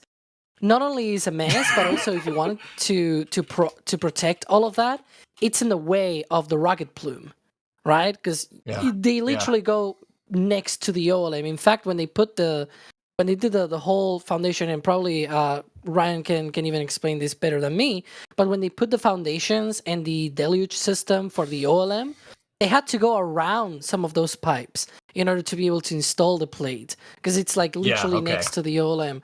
Whereas on this configuration, if you rotate the tower around, and the configuration of Pad B's tower is all of the piping comes from behind. So the tower itself, just from the onset, just from the start, it already protects all of that, right? The tank farm is also behind it. Like, you have a lot of these natural protection just because of pure geometry of the whole thing, right? Right. So that's one thing. And then the other thing as well is, once you have that constraint, obviously where you can build on the launch pad also constrains the whole construction of the pad. And you need to take into account there's going to be a flame trench with a flame diverter on pad B. So pad A doesn't have that. Maybe it'll have it once they upgrade that. But pad B will have a flame diverter with a flame trench, right? So you need to take into account where you are throwing off that exhaust. And so the most sensible way to do that is just to put it east-west, something like that, right? And so that is the arrangement that this pad is the orientation of that pad. You think it's just for commodities? Yeah. Yeah, I think it just comes down to that more than winds or even the flight trajectory. I remember at one point I had this like nothing was built. I only had this inkling that the tower will be facing south, essentially, right? Sort of like we're seeing already. And I explained all of these examples, and someone told me, but wait, that means that when they fly from pad B, they overfly pad A. And it's like, yes, but they also overfly a lot of launch pads from Vandenberg and from the Cape. Like, if we're going to be that, I don't know. Anyways, that's my long answer as usual. Yeah. So you think it's just commodities? Because, it turns out that putting your tank farm in the direction of the flow from the booster during liftoff and maybe putting a minivan there too is probably not a good idea, right? I think we learned that one the hard way with the minivan thing. SpaceX learned with the tankage, if you guys cast your mind back to Flight 1. That, who was there for that? Yeah, that minivan got messed up. Sorry, I had to bring it up. Come on, bingo card. We brought up the minivan. We're talking about Starship. We have to bring it. We have to bring it up. Come on. Anyway, I think we might be looking at a booster, or not a booster, a ship lift here. You guys think they're going to put 30 back on there? Well, recently the sticks went in, so engaging the pins, and the stabs went in. Would you look at that? What timing? Right? That's pretty neat. That's a neat timing. You can tell it's a ship 30 because of the way it is. That's pretty neat. It's got a sticker on it that tells you it's 30. That's pretty neat. Anyway, I actually think we got another person joining on this countdown to launch. Now that either means A, they wants to join the conversation because we're having such a good one, or B, I'm messing up so bad that he's like, no, I got to go in there and fix this. Stay US. It's a beautiful horse. Oh my god, it's a beautiful horse time. You're doing great, EJ. I'm coming on because thinking there's a potential of a ship lift here, so I thought, well, that's my ears pricked up. Hey, there's the horse reference. Carry on. Nice. Chris, I got a question here. Guys, this is Chris Bergen. kind of big cheese here at NSF. Yeah, that's what we call them. We never called them that before ever. Sorry. Sorry, the cheese thing. I lost my train of thought. Anyway, I've completely gone as well now. Yeah, no. Okay, all right. I remembered. Why do you hate Leeds? I'm confused. Oh no, right, yeah. No, hate's a very strong word. It's a sports reference.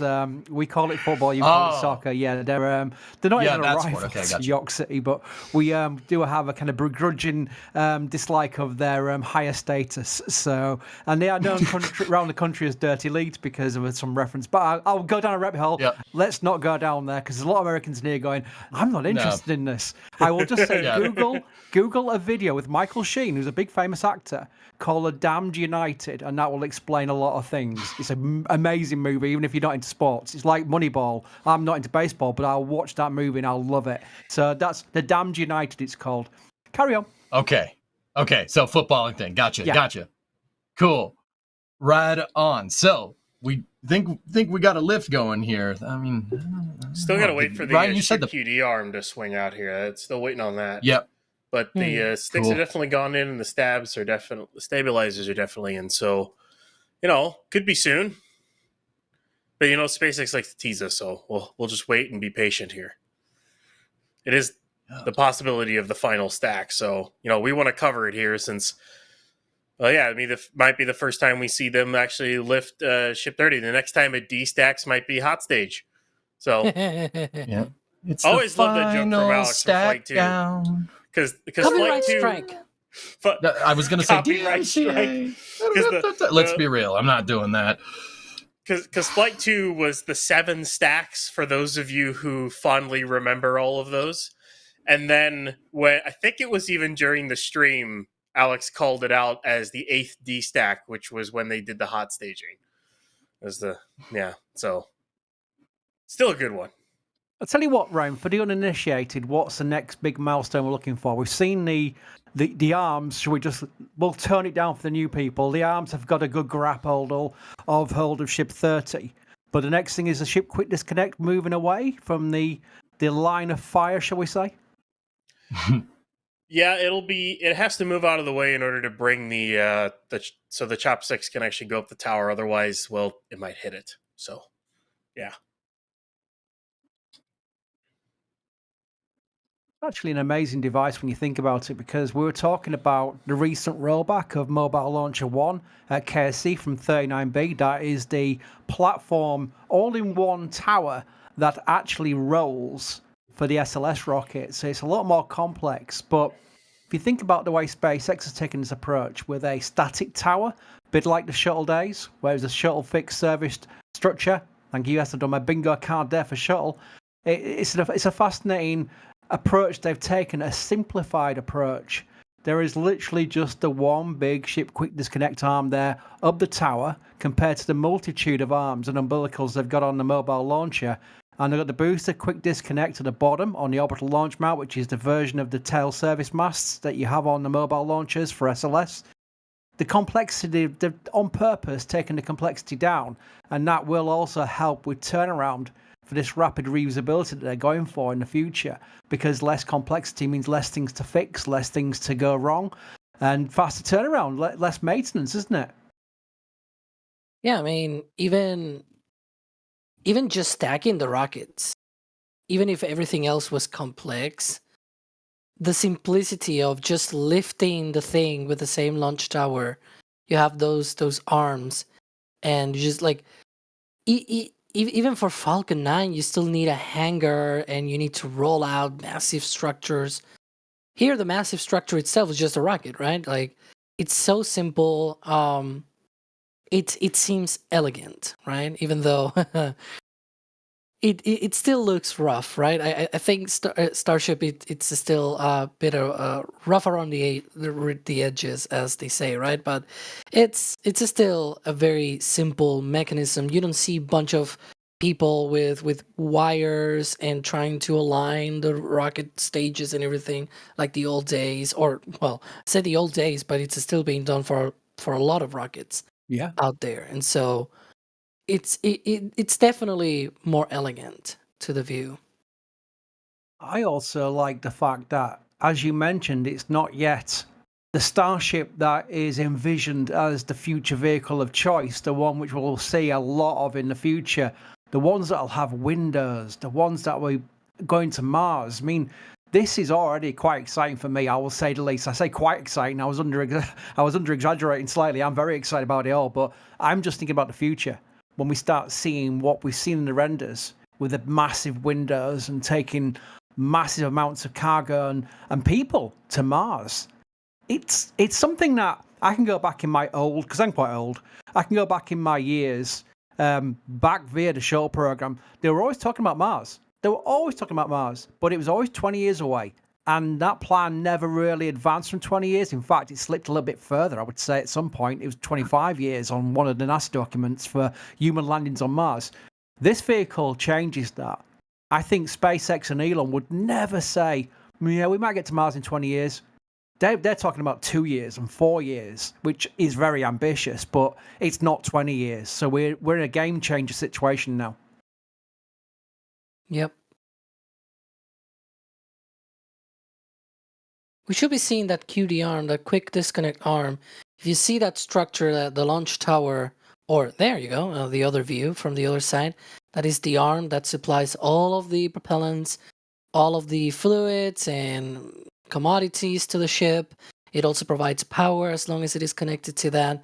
So you have a bunch of connections that go up there. And obviously, as you can see there, it's sort of in the way of the chopsticks, those rails on the launch tower. So it needs to retract, it needs to go away. And then the chopsticks will be able to lift the ship on top of the booster.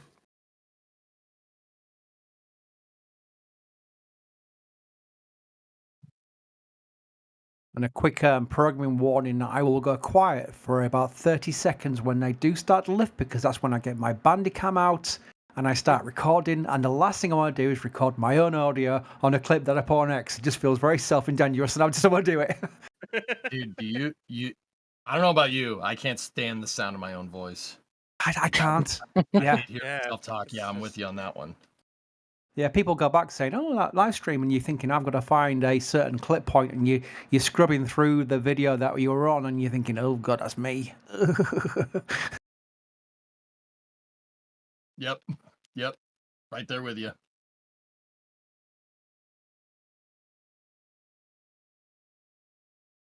Oh, let's see. I was thinking, have we got the panel up? Because I'm going to find the panel. I got the panel up. Oh, you've got the panel. Very good. I'll run through support since I've been doing it this stream. I guess I'll go ahead and do it. I got Telstar86 with gifting one red team memberships here. Thank you. Got Jan with a store message saying go for catch. Well, I hope so. Let's all hope. You got Owen with a store message. I've now got all 5, almost completing the Infinity Gauntlet. You know, I just can't wait to see what everyone comes up with for Flight 6. It's always gonna look cool as usual. Let's see here. We've got Joseph, full set here. Thanks for all you do, and welcome Cody. Great addition to the team. Yep, and we thank Cody. So he's a fun addition. I can't wait to see him on more streams here. He did great, man. Oh yeah, he did great. First time on cam. Yeah, you can always be nervous when you go on cam for the first time. I know I was. Yeah, absolutely. Got Jeff with a store message. I love it. Best one yet. Let's see here. Matthew 5 with upgraded member, upgrading to Capcom. Thank you. I got Jesse with a store message, heading down to Florida tomorrow. Hopefully we'll catch the Falcon Heavy and get to watch IFT5. Well, be careful when you head down to Florida, considering the 2 hurricanes that just passed through there. But yeah, hopefully you can catch Europa Clipper and watch Flight 5. I mean, we might have like back-to-back really, really high-profile launches here. So, yeah, looking forward to all that. Brian with a store message. Finally ordered 2, one for me and one for my son who works at Starbase. That's really cool. Very cool. That's awesome. Yeah. So well, tell him we say hi, right? Yeah, tell him to pass one of our cameras as he's going to work, Yeah, and just like wave the patch in front of the camera. Yeah, wait. We got. Let's see here. Go put that up there. We got Salvador. I have the patch collection. Absolutely a fan of NSF. Great work, guys. Thank you. Anonymous. Eat, sleep, Starbase, repeat with a store message. That sounds like Jack. Over and over again. That sounds like Jack. Except for you want to put bacon, sleep, Starbase, repeat on that one for Jack. Telstar86 again here with a $5 super chat. If the ships don't have pins, what are they lifted on by the chopsticks? Well, yeah, we can. So the ships have basically sockets. So there's a pair of lifting pins on the top of the chopstick itself. And those basically slide into an open socket just under the flap, at least just under the flap on block 1. Block 2, it's down at the payload bay. They change the whole thing up because they're gonna stretch the ship. So basically, what happens is it slides in, and then the sticks go up and kind of just lock into it. Is basically what happens, and yeah, and it basically takes the weight like that. So they cannot catch in that configuration. I don't know how you would line that up that quickly and get it to do that. So they're gonna have to find a way to make like deployable pins down the line or something. I can see that. Oh, sorry. Go ahead. Go ahead, Alex. Yeah. I was gonna say that with the design for version 2, I can see a way of potentially maybe doing that behind the flaps, because now the flaps are no longer in the plasma trail, so to speak, right? That's like you could in theory hide those mechanisms behind the flaps. You're no longer in the plasma, and now you deploy them. I don't know. Like, I'm saying this, and it sounds, oh yeah, you deploy them, and it's like, but you need a deployment system. You need a way to save them during flight. You need multiple different systems, right, to be able to accomplish that. So it's not something that you can essentially just retrofit on any of these early version 2 ships that we've seen, because I'm also sure that Telstar 86 is probably talking about that, because earlier you mentioned that the ships for version 2 that we have seen so far don't seem to have any hardware for any sort of catch, which it is true. And again, I'm not sure it will be that easy to just retrofit, but also SpaceX is very well known for retrofitting stuff. So who knows? Maybe in the future they could do something like that to 33 and 34 and be like, yeah, why not? Flight 7 is gonna be catching the ship or something. I don't know. Now, Alex, just to make sure we got everybody up to speed here. If you guys see that the Starship on the screen, if you look at those top fins, right, you see how the front edge of the flaperons is curved, and the bottom ones are kind of flat right there, right? The newer versions, what Alex is talking about is the newer versions of Starship actually have a curved front edge and a curved rear edge, so there's a huge kind of open spot where that flat part of the wing would be. So, Alex, you're talking about there, right? Just make sure we get everybody on the same page there. Essentially in the wake, on the leeward side of the flaps. And so the flaps will act sort of like protecting that mechanism. Yeah. Cool. Also flaperons. I'm not taking that one back. We're calling them that. I mean, they kind of act like that, you know. They're flaperons, man. You can roll with them. They're flaperons. Got a $5 super chat. What? You heard it here first. Anyway. $5 super chat from Duke Nukem. Why not make a Massey style pad for ship to land on? I don't really know what you mean by that, to be honest with you. Like an LZ1 at Masses? I may... Okay, yeah. You may disagree with it, but yeah, that's what I share the questions related to. The fun thing about Masses is, I was going to ask you a question about Masses, Ryan, is do you ever imagine that it will progress further than ship static fires? Do you think they'll ever do a booster static fire there? Because I'm just looking at pad turnaround. Oh. You know, you've taken a lot of strain away from the processing flow by having ships firing up at Masses, but can boosters ever be done there, do you reckon? I don't think so. You're talking a difference of 6 engines to 33 engines. I don't think that pad can take that, and to build the pad for that, you're talking something like the Saturn V or SLS test stand. I think it's the B2, is it the B1 or 2 test stand at Stennis? I'm trying to remember B2. which test stand. Yeah. Yeah, you're talking of something of that scale for super heavy. I doubt it. Personally, I'm not gonna lie to you. If SpaceX wants to build another B2 size test stand, they could. I'm gonna be here for it. I'm here for that. Yeah. That I love that thing. One other thing one thing to take into account though, new boosters and new ships will probably need static fires and cryo tests and whatnot, just like new Falcon 9 boosters do. But once they've flown, those Falcon 9 boosters, they never return to McGregor. They rarely, like maybe once in their lifetime again, maybe they do a static fire test because they have changed something or the mission that they're flying on is super, super important. It's very rare for them to be tested once again. So there's a good chance that, sure, the pad might be constrained, and taken up by one of these boosters for one day for a static fire test or something. And then once the static fire test is done, it launches and then it gets reused over and over and over again without any need for another static fire test. So it's sort of like, you can think about that sort of like planes as well, right? Planes do get some initial test flights, and then they are deployed.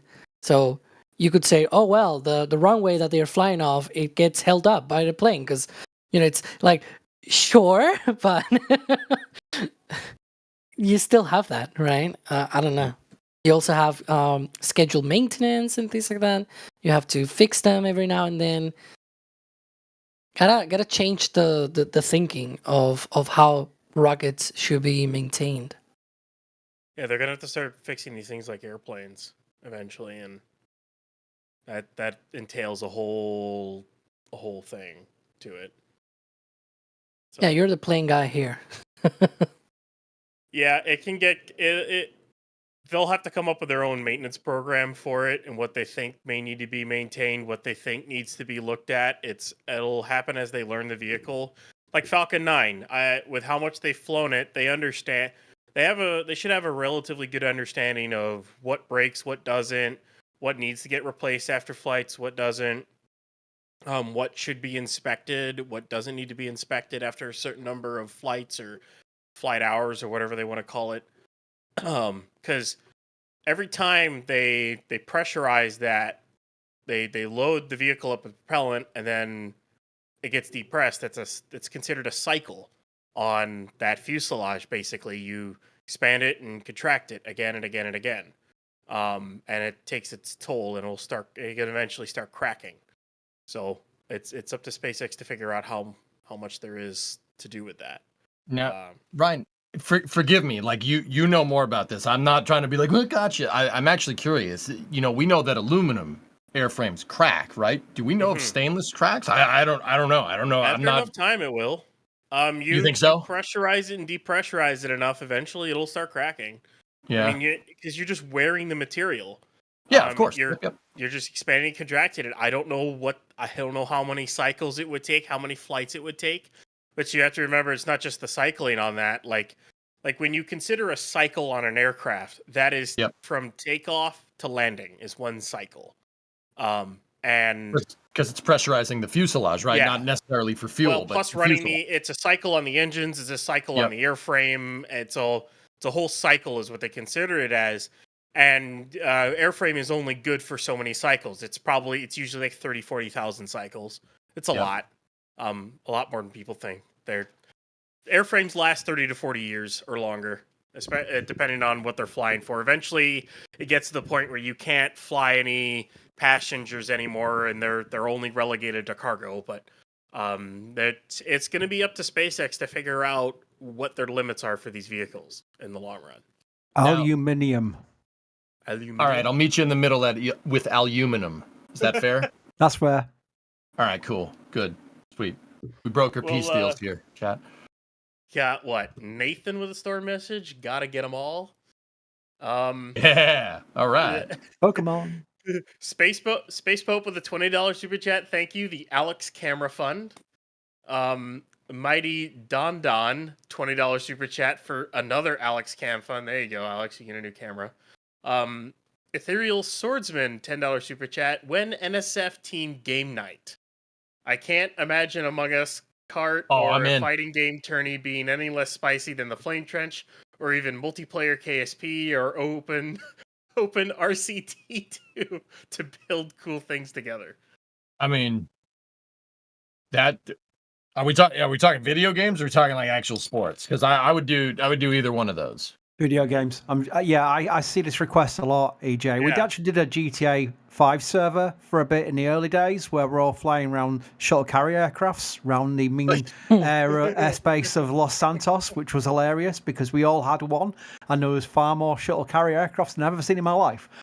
So we did that for a while, but I think, obviously we need to find something that everyone gravitates towards because that's kind of like not everybody's cup of tea, shall we say. But I'm all for it. If we can think of a way of doing it, I'm definitely game for it. Got Patrol with 20 gifted Red Team memberships. Wow, English is hard. Can't speak. Thank you so much for all that. That's generous. EUFO 000 gifting 10 Red Team memberships. Thank you for gifting those. Phil with a $2 super chat. Down with dirty leads from a Man U fan. Well done.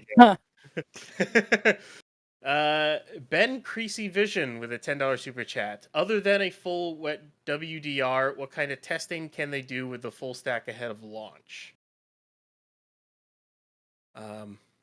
I don't think there really is much left, right? Not really. I mean, move the flaps, move the fins, test the igniters, things like that. I bet there's some software as well that they like to do late loading of software based on the trajectory they're expecting, and a lot of that be due to weather conditions and what have you. So I think that'll be a late item, maybe even during the countdown. We've seen how I remember ULA are quite open with their countdowns. You hear things about weather balloons and how they then insert that data into the flight software. And I'm sure our rockets are the same, but that ULA are quite open about that. So maybe something related to that would be in play.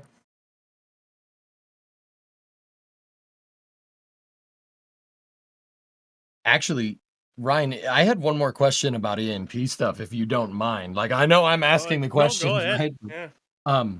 So like, you don't have to be specific. Like, what are you work on? Twin engine, single engine? Like, what type of planes do you work on? Just I'm just wondering. 737-800s. Oh, okay, all right. So, all right, cool. So the good kinds, right? With the kinds we like. So what is like the thing that needs to be maintained the most on a big, like an ETOPS aircraft like that? Like, what's the bottleneck? Just out of curiosity. What was the question again? What needs the most maintenance on one of those things? I'm going somewhere with this. I swear, chat. What needs the most maintenance? I gotta think here because it really depends on what breaks. Like there's a lot of times you get cabin write-ups from the flight attendants, like seat issues or light issue, like lights that'll fail, fluorescent lights, all that other kind of stuff. And those kind of a pain. It kind of add up, but stuff like that. If I'm talking like major systems that might need like the most kind of maintenance, I work on a lot of them. Is the kind of thing. Mm-hmm. You don't want to do Chapter 38. That can have a lot of issues at times. Sometimes you can have chronic issues with that. For those of you who don't know, ATA Chapter 38 is water and waste. I will not say any more than that.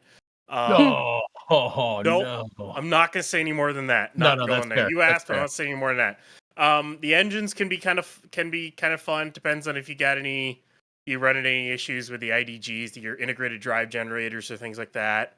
A lot of it's just basic preventative maintenance, checking stuff on the inside, making sure the oils are topped off, make sure you don't have anything missing, or don't like missing static wicks, panels, whatever. I mean, a lot of it's just preventative stuff is really what it is.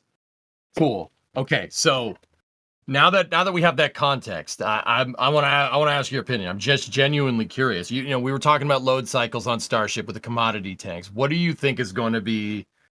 I mean, hopefully it's not the toilet on Starship. Like, let's be real. I mean, hopefully I don't eat those words.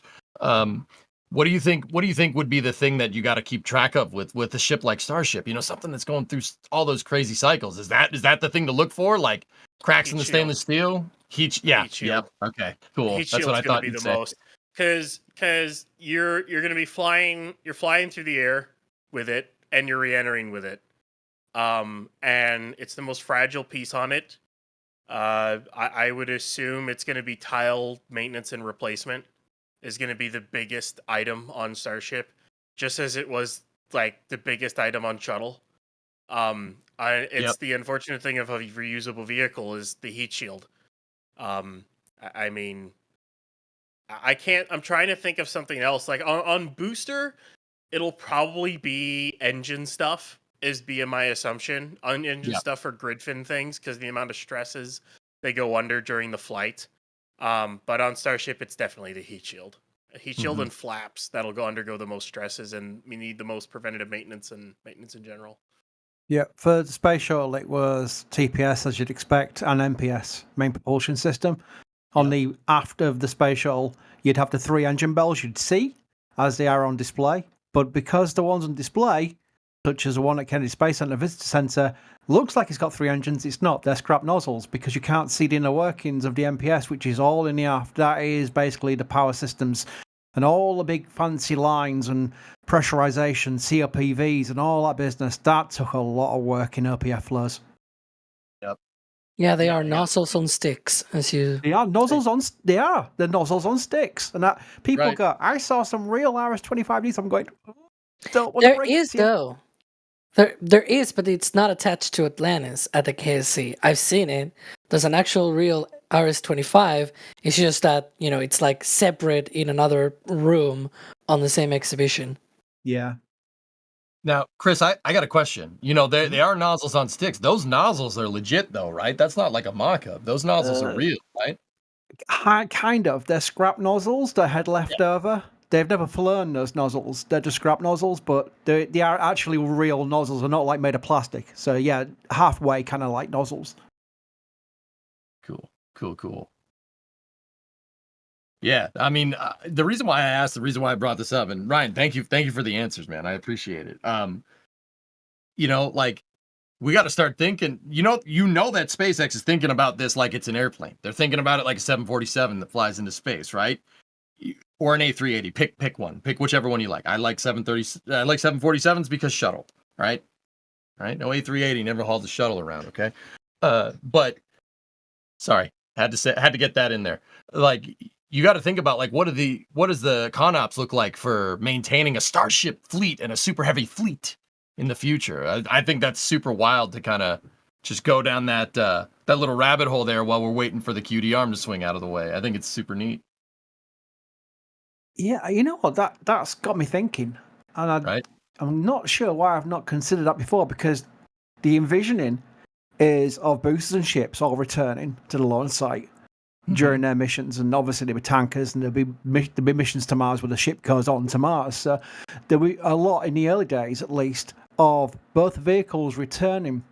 What are they going to do for turnaround? Where are they going to do the turnaround at the pad? I mean, yeah. It's a lot of vehicles and not a lot of towers. So it's not like they can just keep hosting them on a tower and just keep recycling them that way. So maybe their future plans will include some kind of HIF where they can take them off the actual launch site and put them into like a HIF like they have at 39A for refurbishment, for work that may be needed on certain vehicles that need the work, and do it that way and just keep rotating them through the tower that way. That would make more sense to me, but that's amazingly something I've considered before, so that is interesting. Like we're gonna need some OPFs, Chris. When I think about it for the maintenance of this, say you've already flown a ship 30, 40, 50 times or more, 60. So let's say if ship flies 100 times, what's your check interval on that? Because for aircraft, there is what's called a C check. So for people who go on aircraft, you got all the seats, the bins in, the false wall, the interior walls, the floor panels, all that.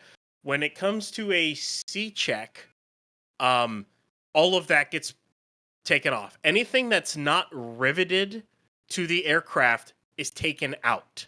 All boxes, all panels, all seats, everything gets taken out of the aircraft, and they check for corrosion, they check for cracks, they check for everything. What's the interval for that for Starship, and where are you going to do that?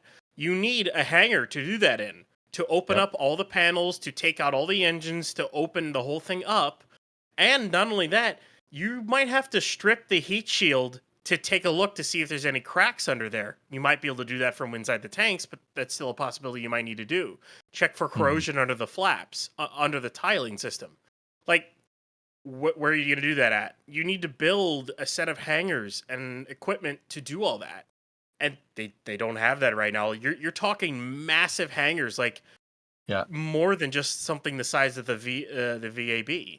I was going to say VAB. I need starships in the VAB. I'm sorry, Chris, go.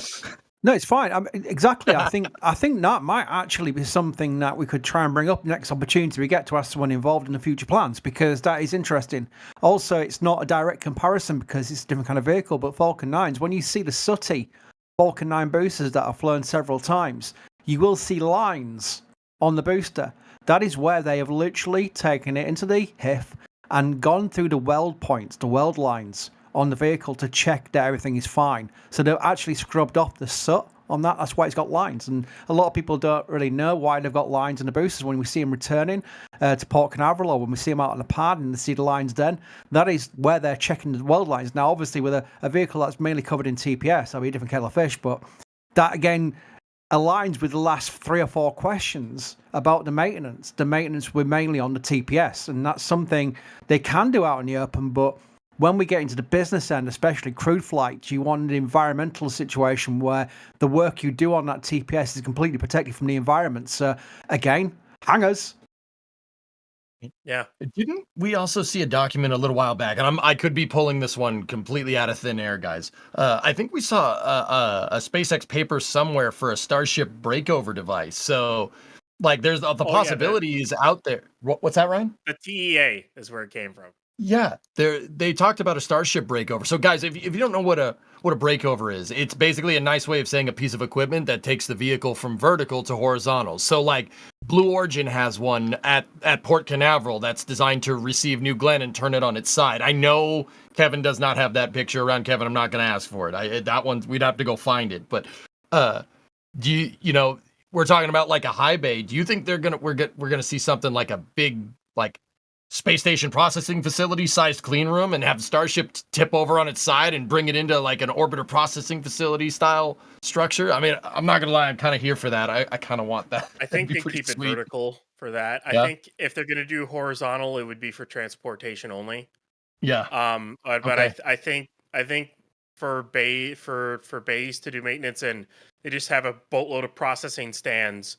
Like, I want some gigantic bay with like a transfer aisle and a bunch of processing stands and whatnot. I'm here for that as well. That would be great as well. We can expand on this a little bit, AJ. We're going down a rabbit hole, but this is a fun rabbit hole to go down because Alan L in chat, I'm just reading chat, literally reading chat as chat's scrolling past my eyes. Alan L asks, hate to raise this, but again, catch tower.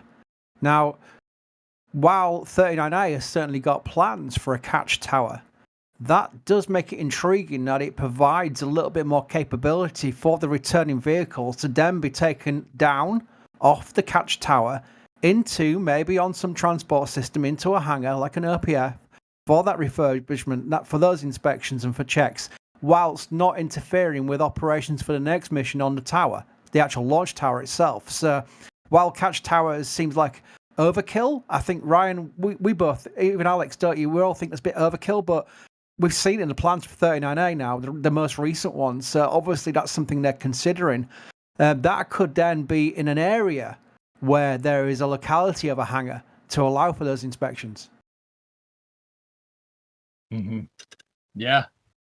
It could also be just for, operational use of the pad where, when you're starting to launch payloads instead of tankers, you need to load the payloads. Like, sure, you land the ship, you land the booster, you catch it on the arms, you put it back on the OLM, and you can, fill it up again and fly it. You cannot do just that with the ship, because the ship up top inside of its payload bay, it needs to carry something, so you need to load that.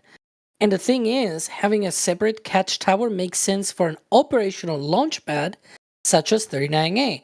Remember, Starbase is essentially an R&D facility for SpaceX, whereas 39A, it's more of an operational site.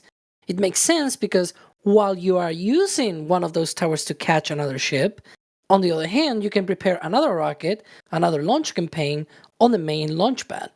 And so I see the benefit of that there. I just, when they were building Pad B and that second tower, we were saying, oh, that's going to be a catch-only tower and stuff like that. As we've seen now, they're very much, catching with Pad A and that tower, that first tower. So, no, it's not going to be just for that. So far, it's just going to be, another launch and catch tower as Pad A. But at 39A at the Kennedy Space Center, it does make sense because, probably in the future, it'll be launching a lot of times. We've seen SpaceX requesting up to 44 launches from there, probably more later down the line. So, yeah, there's going to be a lot of launches out of there. And if they can just do those landings separately without, bothering all of the stuff that is going on at the main pad and things like that, that'd be nice. We could even discuss LC-49, which is not happening right now. It's on the back burner. They've had issues getting the environmental process through. Remember, NASA officially announced this one. They officially announced LC-49 going through an environmental report, but then it dragged on, as these things can do. And that's why SpaceX is kind of reverting their eyes. Or averting their eyes is the right word. I used to be a writer. Averting their eyes towards 37B, which is the ULA pad, which ULA will end their lease at the end of this year, and it's likely, not official, likely will go to SpaceX. But LC-49's plans were amazing because our KSC friends talked about 6 towers at LC-49. Now that does now intriguingly bring up the question, was that 3 launch towers and 3 catching towers? Maybe. Because 6 towers seemed like overkill to me, even when he mentioned it. And it was legitimate information. I know the guy who told me, and he knows these things because he's involved with the pad structures at Cape Canaveral. So maybe that was 3 launch towers because they were in 3 sets of 2. So that kind of makes sense. Again, rabbit hole, but this is intriguing. It also is interesting to know that even now with the 37B pad, they said they want to launch 76 times from that launch pad, plus the 44, so 76 per year from 37, plus the 44 per year from 39A. That is essentially 120 launches per year out of Florida with Starship, which is even more than the Falcon 9 launch cadence across 3 different launch pads. And that is, without the proposal from SpaceX to have 25 launches per year out of Starbase. So that is a lot of launches that they're planning. Of course, we've seen Elon also saying 1,000 launches per year in 2028. We'll see about that. But yeah, it's very interesting to see how they're going to be able to do all of those many launches, not just from an operational standpoint, but even just tankers, because those are probably going to be the ones where they can actually catch the ship, put it on the booster, fuel it up, and launch it again, because it doesn't have anything other than propellant, right? So, yeah. Okay, that's a good point. I got another question, guys. Then Chris, you said six towers, right? They said 6 towers, right? That's what the guy was telling you. All right, we know from what we've seen at Sanchez from Jack's flyover pictures, right, that this new style of orbital launch mount that they're building for the second pad, for Pad B, is definitely not the donut-shaped one that we've seen on Pad A. Now, here I'm gonna throw it out there, and Chris, you're gonna know exactly what I'm getting at. I'd say that SpaceX's new launch OLM looks a lot like a mobile launcher platform. Mm. It does. What if consider this? They said 6 towers. What if there's three catching, 3 landing? What if you clean pad those towers, right? And then you just have 6 towers. And then you have 3 of those OLM mobile launcher platform things, and you just move them around on SPMTs. So you can configure towers for launch. You can configure towers for landing. Like, think about it. What do you think? What do you think? Do you think they'll do a mobile launcher platform shuttle style? Zach thinks. Is that what Zach thinks? Well, okay. Mobile launcher, as in it's an interchangeable pad, but they wouldn't roll the booster to the launch site on it. Okay. Yeah, no, I'm talking about strictly swapping out the plates. They're not going to stack on it and then move the whole thing to the pad, right? This is just about configuring the pad. Like, I don't... Yeah. I mean, I want to see a Starship roll out of the VAB just as much as the next guy, but I don't think that's going to happen, right?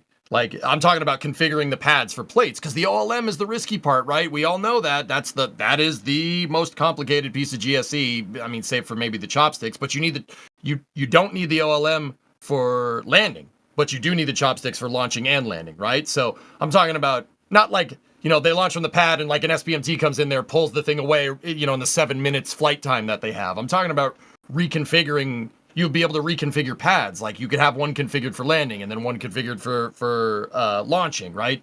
You'll be able to set it. You'll just have 6 towers, but you could set down the plates wherever you want. It's intriguing. First of all, if Zach Golden thinks that is pretty legit because he knows his GSA. Yeah. He really does. His CSI Starbase, great channel. Exactly, the other thing is, it seems, it depends. The obvious caveat to mention from the start is whoever at SpaceX is designing these things has all the PDFs that will never get public, but he's working on it. The team's working on it. They will know what they're doing. I mean, that's the thing. No one here will be able to say, well, that doesn't like a right approach. They will know what they're doing, and you can always trust in the engineers at all space companies, not just SpaceX, at all companies. They know what they're doing. They're paid. That's their career. The interesting thing is the comparison to the clean pad situation. Like 39B is a clean pad now. They've taken down the fixed service structure. They've got the towers there from Ares, silly rocket Ares, the 600-foot towers they've got there. And they've modified it slightly so that when the mobile launcher 1, mobile launcher 2 rolls out, it goes over pedestals and literally sat down on it. And then the crawler moves away, and then they put the rocket's already on top. So everything's there, ready to go. I'm trying to put that in a comparison with Starship and the booster and not rolling all the way from the VAB down the crawler way on it. So maybe a simplified system would be allowable, maybe on rails, maybe powered, a bit like what ULA do with its little train tracks. Are we thinking that? I was just thinking, say you go to land on one and it damages the OLM. They'll just be able to lift that thing right off with some SPMTs, take it to wherever they need to work on it, right? And then swap a new one back in, like have a couple waiting in the wings. Or if they're just attempting a straight landing on towers, you take it off and you don't have to worry about risking it, right? Like a almost clean pad, but almost not. Like, there really is no analog, right? Because there's never been a vehicle like this, right? Yeah. Like the shuttle needed the runway to land, so landing it back on the launch pad, that's not happening, right? The reason why I bring this stuff up, it's just it gets the noggin jogging, about what this. I was going back to it. What does this future infrastructure look like? What does the maintenance on Starship look like? What do the concept of operations look like for launching 1,000 of these things? I think it's super interesting to have these thought exercises, right? No, it is, absolutely. I mean, the ambitions SpaceX have got, the capacity is nowhere near there yet. Nowhere near. Even if they, can turn around this vehicle on the same day, on the same pad, they haven't got enough towers still. Thousands of launches is what Elon said. And, that is absolutely bonkers when you think about it. They're going to need so much capacity from a launch standpoint. I've got every confidence in the construction of the vehicle standpoint. I think with Roberts Road, once that is at its expanded state, along with Starbase and the Star Factory and the production site there, I think I've got every confidence in SpaceX being able to achieve the vehicle production capability. But the launch capability is going to be amazing to watch them get even close to that. Yeah. Mm-hmm. By the way, can I take a question from me? Very self-indulgent. Sure, but like I said, I'm reading YouTube chat. I'm not looking at any panel or anything like that. I'm looking at YouTube chat like the rest of you. Big Head 4201 asks me, Chris being from the UK, what going to spaceflight? Okay, so if you guys want to take a 5-minute break, because I will go through my little story here. It's a true story. When I was a very little Crispy, I was doing a paper round to try and get some paper money, some pocket money for myself. And it was one day I was riding around on my bike, doing my paper deliveries to the good people of York. And I got back to the newsagents. It was late afternoonish. And there was 2 guys. I can still picture this in my mind. It's stuck in my head so much. It's unreal. There were 2 big men, because I was only a little boy at the time, 2 big men outside the newsagents where I was coming back to say I've finished my paper round, saying the space shuttle exploded. And it resonated with me. I don't know why. I knew what the space shuttle was, but I hadn't any interest in it. I'd seen maybe on the news a few times. I knew what it looked like.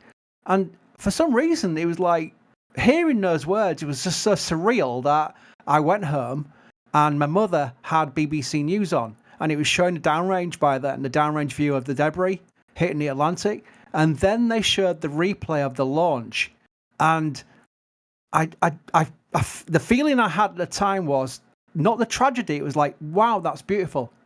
Because it was a blue sky day. As you all know, everyone's watched 51L's launch. It was a blue sky day. It was an ultra cold morning because that was one of the problems. And I was intrigued by it. I was intrigued by the launch. It was awful. It was a terrible tragedy, but I remember as a young person, you don't really resonate too much in those emotions. My emotion was seeing this amazing space plane with boosters and fire and taking off. And I was like, this is amazing. And the next day I went to the library before the internet. I'm not old. I went to the library and I got books on the space shuttle. And that was it. I was hooked. So the disaster of Challenger 51L is what got me into spaceflight. And that's where I just got books and books and books on the space shuttle. And it went from there. That is literally a true story.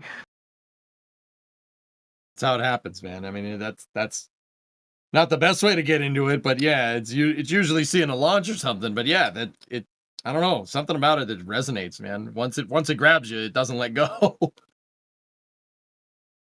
And thanks to chat for translating what newsagent is. It's literally a shop that has newspapers, and I'm sure you've got paper boys and stuff in America. It's that kind of thing. Yeah.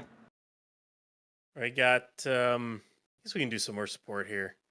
Bruno with a store message. Hey there. Never really bought any spaceflight commemoration products, but with this flight, possibly attempting a booster catch and the absolute beautiful design of this patch, I just had to. P.S. No, I don't know. I'm not reading that one. No, I refuse. Kevin can read it if he wants. Was it Ship 26 fan club or something like that? Oh yeah, it is. I see it on screen. P.S. Ship 26 fans rise up. Oh dear.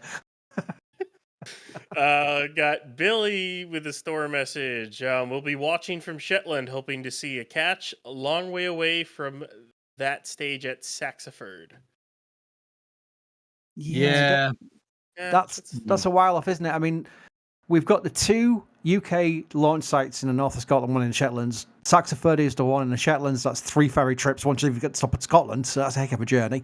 And then you've got Sutherland, which is on the actual coast, on the actual mainland of Scotland, right at the north as well. So that's a heck of a journey. In fact, it's faster for me to get a plane, actually including the train trip to Manchester Airport, getting a flight to Florida, to KSC. It's faster for me to do that than it is to drive from the north of England to the north to Saxiford. It really is that long a journey.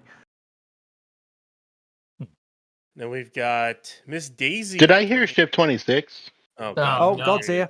Here he is. Oh. I might have heard Ship 26. No, nobody said that. No, it was my accent, Kevin. It just sounded like that. It was completely different to something I was saying. Oh, okay. All right, I'll go back to operating. Bye. Okay, bye. Yeah, Miss Daisy with a $20 super chat. This QD Armory tract is pending regulatory approval. Yeah, it feels like that. I'll just say this for those of you who are watching. We're still waiting on the press plate to come off. It's not off yet.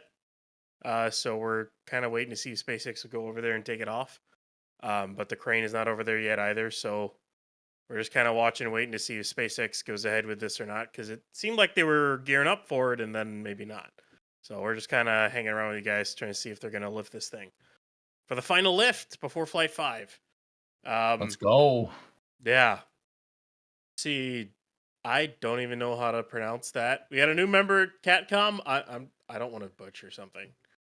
You want to try that, EJ? Is that the one that's at the top of the new member? queue? Yeah, that's you could call him Bauxy. That's Bauxy. He's a viewer on my stream. Okay. Bauxy, yeah. Okay. Just making sure. Tribe in Motion upgraded member upgraded to Red Team. There you go. Thank you for the support. Bideford, as always, with 10 gifted Red Team membership. Mainstay here at on and on any NSF stream really. We got Joey with a store message, headed to Starbase this weekend. What did Joey get? See if it pops up here. Got the Raptor t-shirt. There you go. It's a good addition.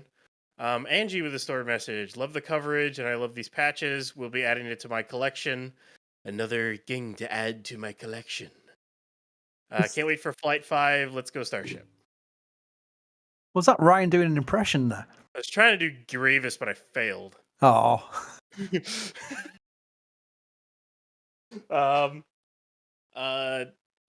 I didn't see this one. Oh yeah, I think this one forgot to go through. Owen with the store message. This is from a while back. The thing never went through. Panel.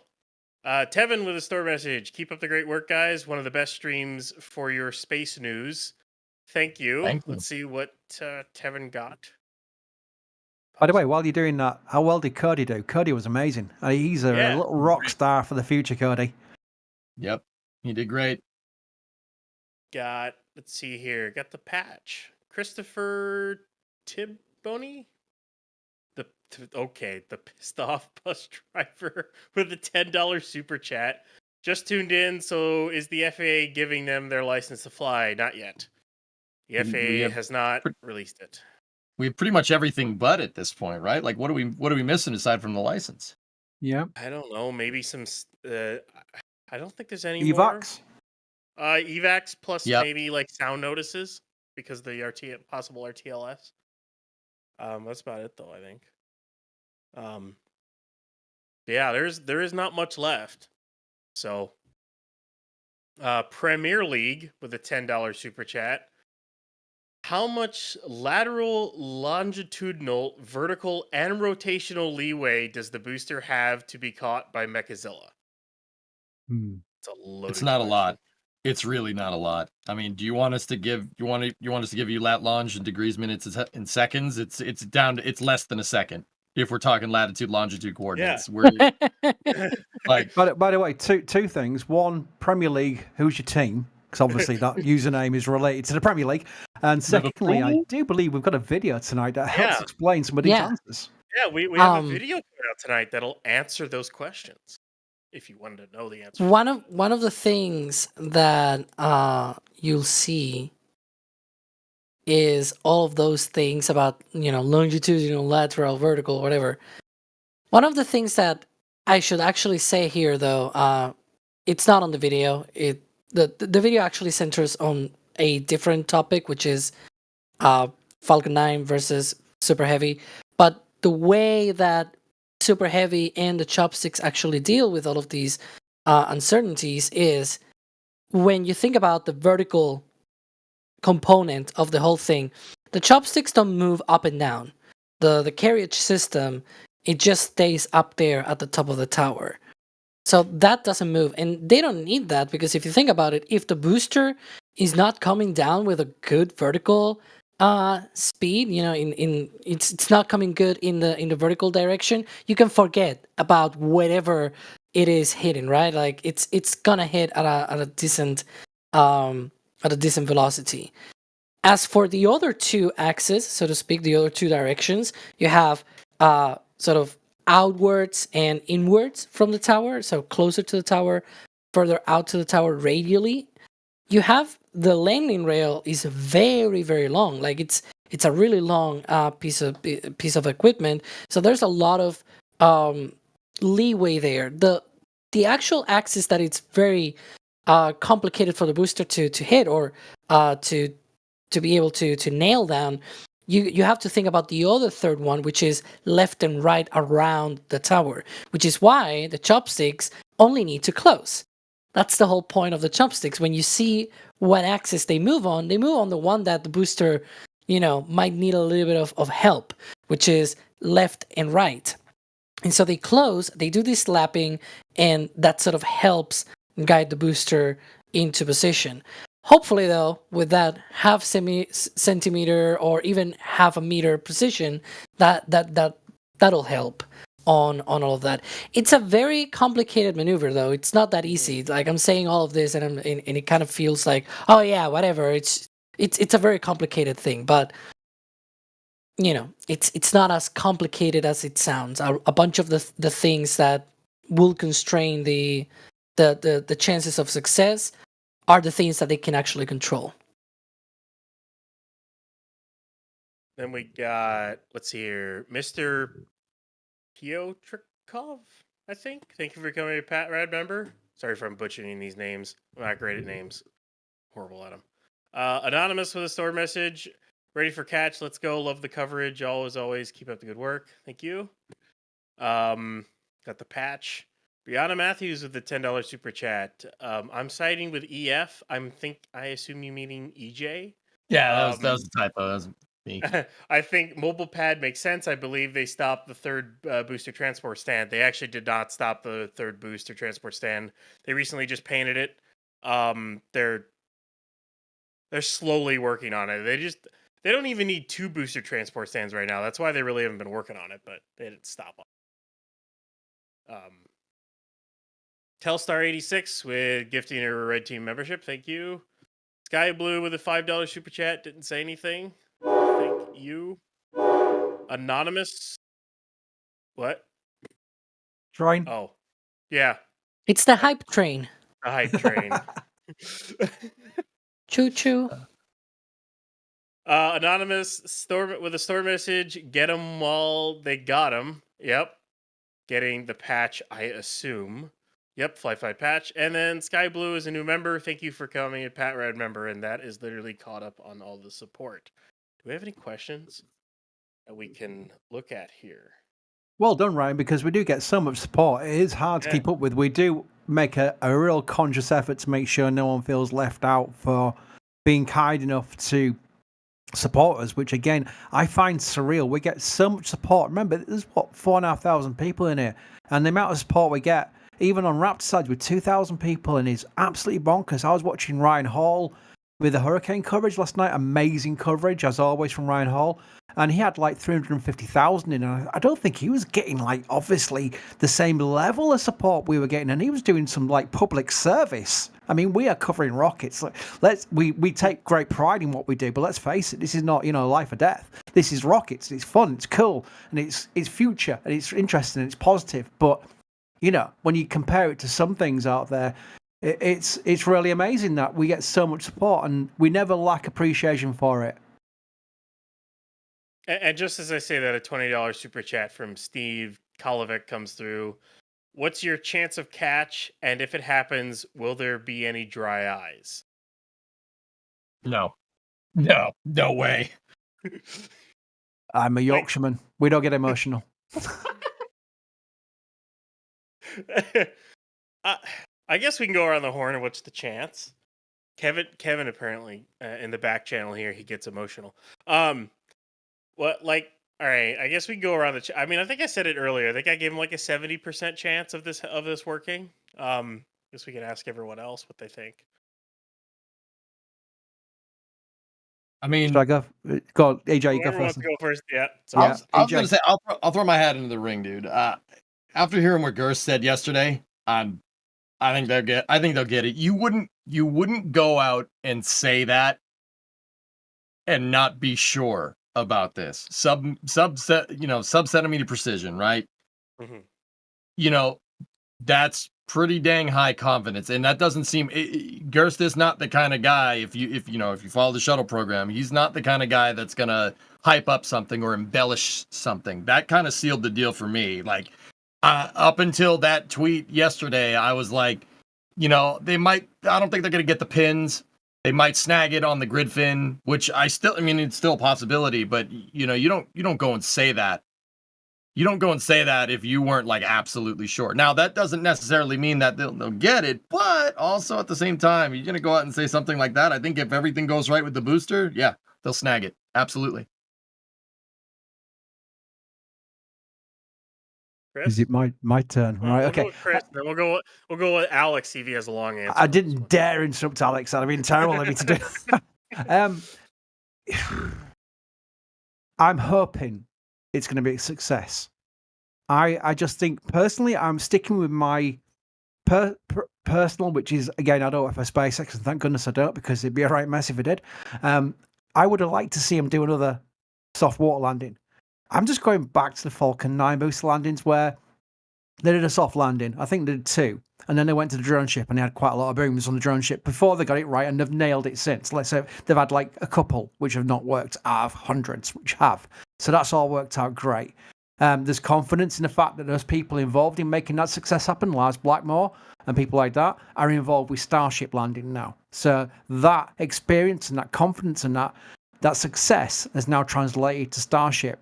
Again, when we heard that 0.5 centimeter accuracy with the soft water landing, that then made me think, okay, now I understand why they're not going for the soft water landing, they're going to go for the tower, because they have the abort, they have the natural abort where they'll decide at the time during the return if they're going to go for it, and they have the option of not going for it if they're not totally happy.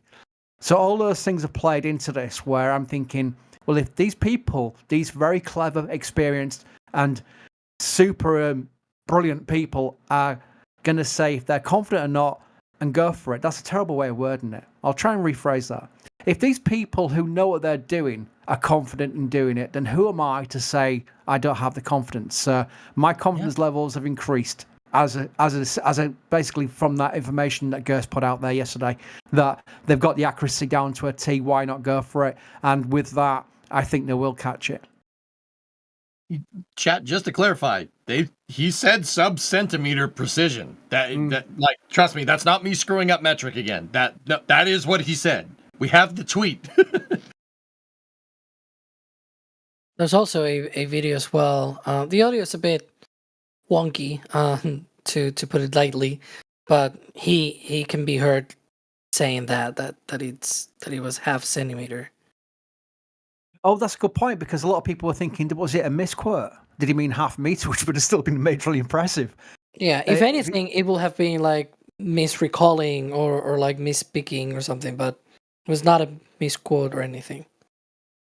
It's also fascinating Gerst to use metric as well. You could have said, what, like an 1/8 of an inch? Yeah, I think it's about 1/5, right? Or something like that.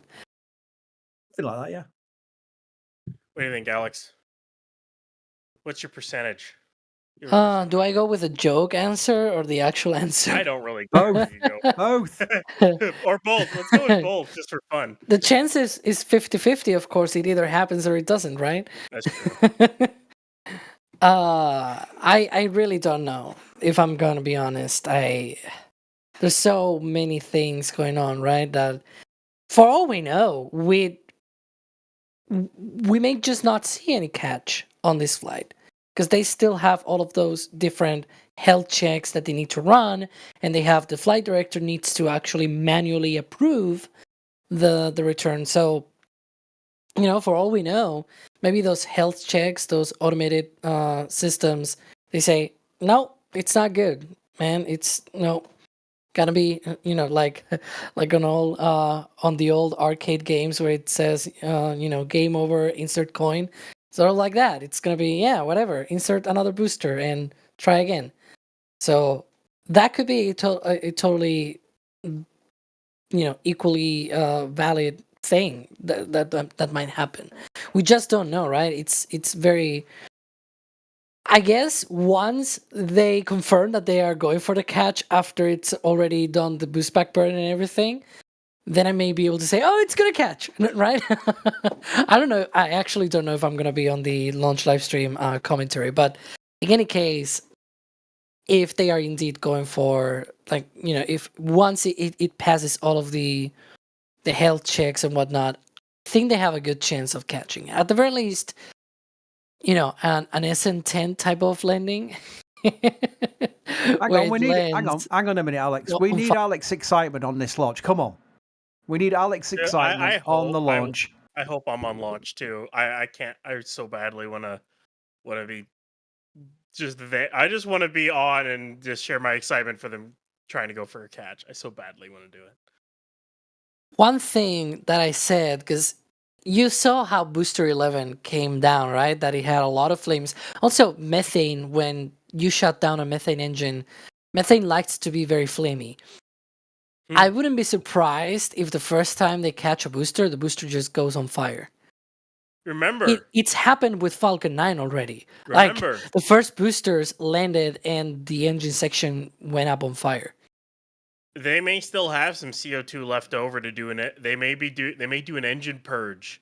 Maybe. Just after landing to purge that all out. So that might actually not be a problem anymore. I guess that's the benefit of carrying sort of like their own fire extinguishers. Wouldn't the I might be pushing the limits of what the water deluge system can do, but with the water deluge system firing during the landing, if things go a bit fiery or a bit wrong, would that be some natural protection to the pad structures? Not by how much they seem to be firing it. Okay. Yeah. So, yeah, because they're only like partially firing the deluge just to kind of protect the pad ground, as far as I can tell. It's the booster QD in the top of the OLM will get a little bit more fried, but not as much as at launch. Because remember, it's not 33 engines; it's 3 engines at like half power. So, yeah. And it's not like if it does happen, it's not like they're gonna get a lot of damage on. They've seen worse. Trust me. Like just look back at Flight 1. They've seen a lot worse on that pad. Dug a hole to China. Then we've got Bob Smith with a $5 super chat. Have you guys seen all the consumables come in yet? Tanker trucks? Yeah, I think we saw a solid bunch of them come in right after that last test. And then and for the deluge and everything, right? I think there's even one in front of the tank farm right now. Yeah, we even saw they come in for the deluge too. So they're loaded up and ready to go. So, yeah, that really all that's left is, I think, to maybe close up the FTS boxes on the booster, stack the ship, clear everything out of the launch site, and send it. I think that's it. Well, plus a license, but little details. I wonder if we still got the press plate on, because this might be going on for quite a while before we see the lift, and we can't talk endlessly as much as we'd like to, especially me because I'm old. So we need to probably have a little status check for our people there, because we have a lot of our team there at the pad, and see if the press plate is still on. If the press plate is still on, we're still a while away, especially with no crane there to then do the work to detach it. I mean, we might be a fair while off. The potential is if it goes like in, 2 hours or so, I'm more than happy to pop on a microphone and do a commentary stream on Starbase Live. If not, obviously we can't keep this countdown to launch going forever, because I know EJ will want his tea at some point. Well, Chris, it's countdown to launch. We can count down all of those 62 hours, right? No. Okay. Being live. No, I'm older, my brain won't last.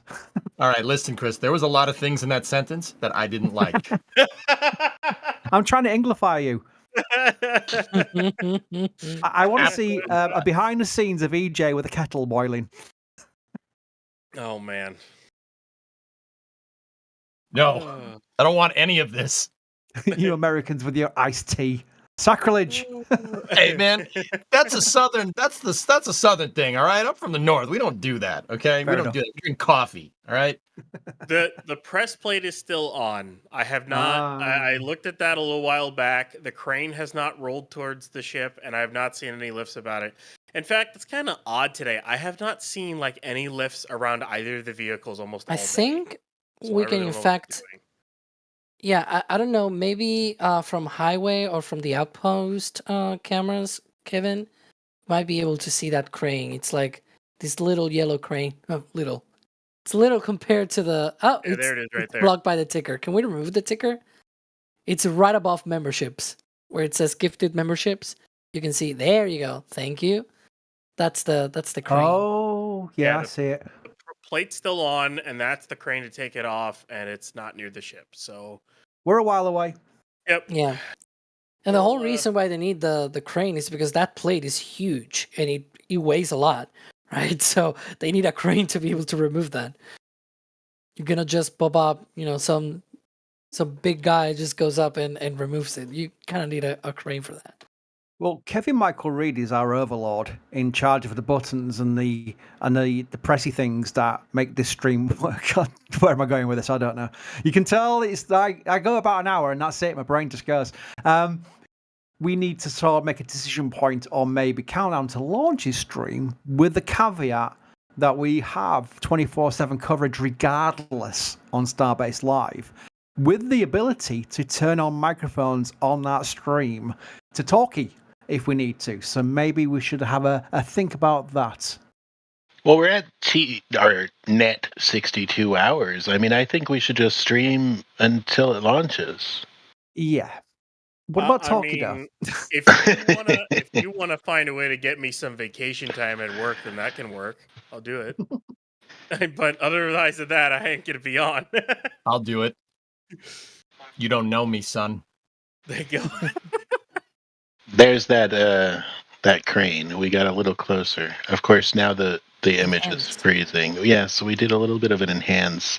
It doesn't look like it's moving close anytime soon, but watch, as soon as we end the stream, they're going to move it. Oh, yeah. Yeah, the crane driver has literally got an iPad with this stream on right now, just going, just you wait until they stop talking. We know they watch. They do watch. Yeah, right? Yeah, I know some definitely watch, yeah. Hey, we see you. We're not going to blink here. I swear. Who will blink first? So that was all very amusing, but I wonder what the plan is. Chris, I think you're right. We should probably wrap it up, and we'll come back if it actually looks like it's going to happen. Wait, yeah, that's a good plan. We are going to blink. Oh. I mean, I have to work tonight, and I don't know where else you guys have to go. So Yeah, I got to work tonight too.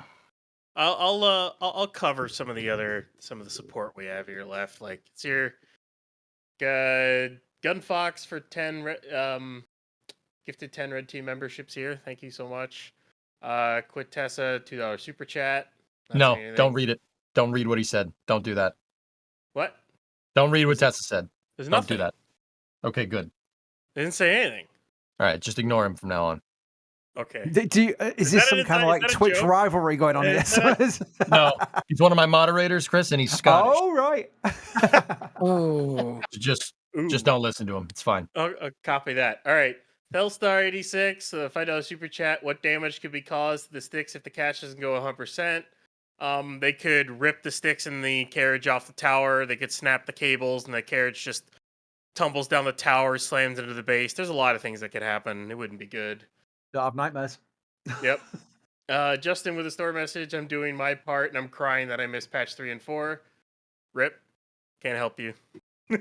No, quick one. I know I don't want to drag us on too much, but yeah, again, when we talk about things saying, look, we've got a set amount of patches we can order in from a company that makes them, we can't then just say, can we have 10 more? Can we have 20 more? Can we have 30 more? We can't do that. We have to buy like a massive bulk in, so we can't do that because we'll have loads left over, and that defeats the purpose. So we have a set amount, and we warn people how much we've got left. We're okay right now for patch 5. That's why we're not doing any warnings. But when we get to 50%, we will definitely say, 40% we'll definitely say. And then when people come back in a few weeks' time and say, why have you got none left? We go, well, we tried warning you. So we do the warnings now as well. Just say, look, once we sell out, we sell out. And that's what happened with 3 and 4. We're okay for 5 right now. But again, they'll get to a point where we won't be all right with 5. So that's why we always say that. We don't say it's a sales tactic. We mean it. We actually do say, look, we've got a set amount in the warehouse. That's all we can do. And that's when they sell out, they sell out. You got Astro95 Media, $5 super chat, packing up cameras as we speak. Nathan. Can't wait to... What? That's Astro 95 Media, right? Oh yeah, Nathan Muller. Yeah. I was like an ooh from Alex. You try doing Press plates off. Press plates come off. Not that kind of ooh. Can't wait to show the family around Starbase Saturday. Launch will be icing on the cake. Keep it up, guys. Thank you. Juan Lambers with a $25 super chat. How close would the booster be able to get to the tower if there would be a no way back and they are forced to perform a catch rather than go for a water landing? It's kind of basically the landing burn. If they get to the landing burn and they have an issue, either they go for a catch or they pile drive the wetlands at the beach. That's really their only options at that point. There's Bob going to be a Smith. landing or an explosion. Either way, we're all going to have a lot of fun, right? Taking off is optional. Landing is mandatory. Facts. Bob Smith with a $5 super chat. Super happy and excited, but a little scared too. I don't want any setbacks, but you're right about confidence, Chris. Nova with a store message. Got to get the full collection. Yep, got to catch them all. Right, EJ? Yeah. Who's that Starship patch? It's Flight 5. Sorry. I'm sorry. Where are you going? No, come back. Come back, chat. You think they're coming back, boys? Samuel Galloway with a $5 super chat. How many star factories and mega bays are needed to support 1,000 launches a year? Who even knows? Many. A lot. Yeah. Bacon Warrior 750 upgraded to Capcom. And then Premier League with another $10 super chat for the ship tiles. Do we know why the ablative layer is under the second layer? So the ablative layer is under the tiles. So it basically goes felt against the tank. Then it goes mesh on top of the felt. Then it goes the ablative. Then it goes the tiles. That's how it's set up. So and hold the fries. Yeah, and that's all caught up. So. By the way, Adrian said in the back channel, if you miss patch 3, you should DM him. No, I'm just kidding. That's not the truth. But you should send him spiders. Just saying.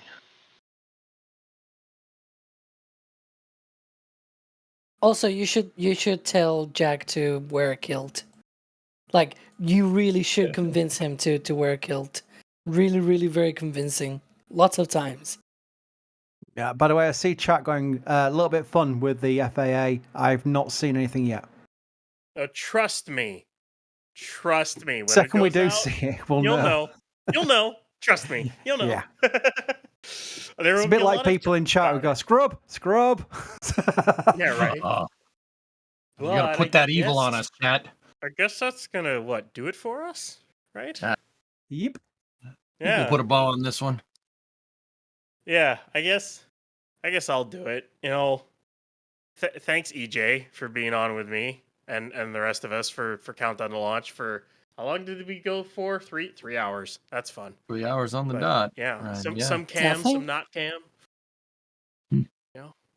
Good. By the way, can I quickly thank all our team in the back, especially my producers Jay earlier, Kevin, and also our social team who do amazing work. Because we're on X, we're on Facebook, we're on Instagram, we're even on TikTok. And all the team who do all that are amazing. So our social team definitely need a shout out. Whenever we get the opportunity to do so, because it's the entire team, not just the people talking or the people who go on camera who make this all work. And also the support we get is why we can do it, because literally would not be able to do it without it. As I've explained in chat a few times, but I don't want to go long-winded. But thank you for all your support.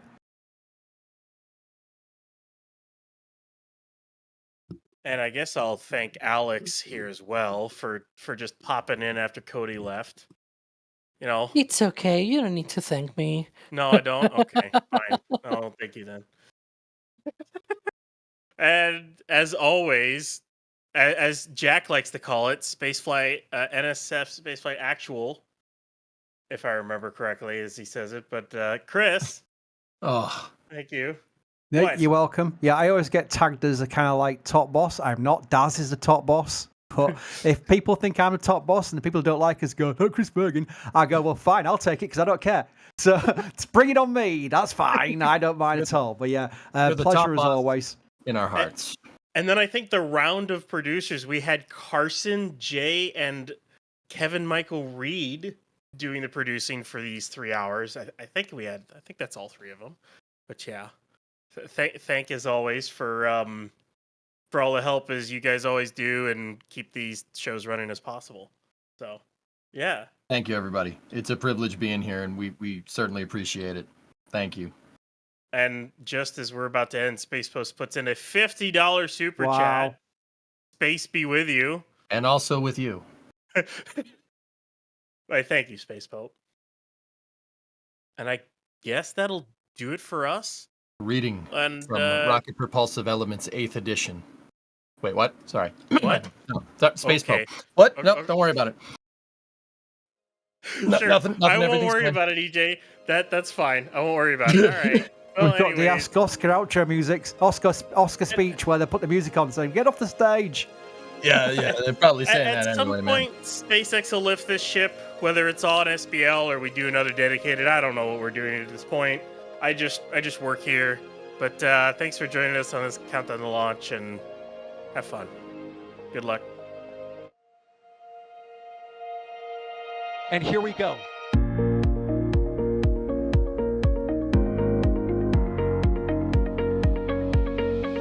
We have liftoff. Propulsion continues to be nominal. R68 chamber pressure looks good. Probably not.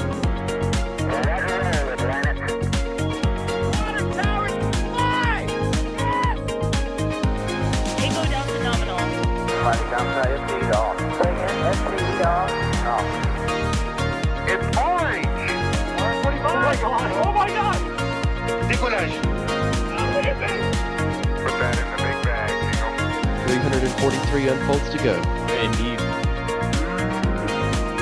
We rise together back to the moon and beyond. This methane will be igniting in the flare, correct? Yikes. You read? Sure. We don't need any more of these.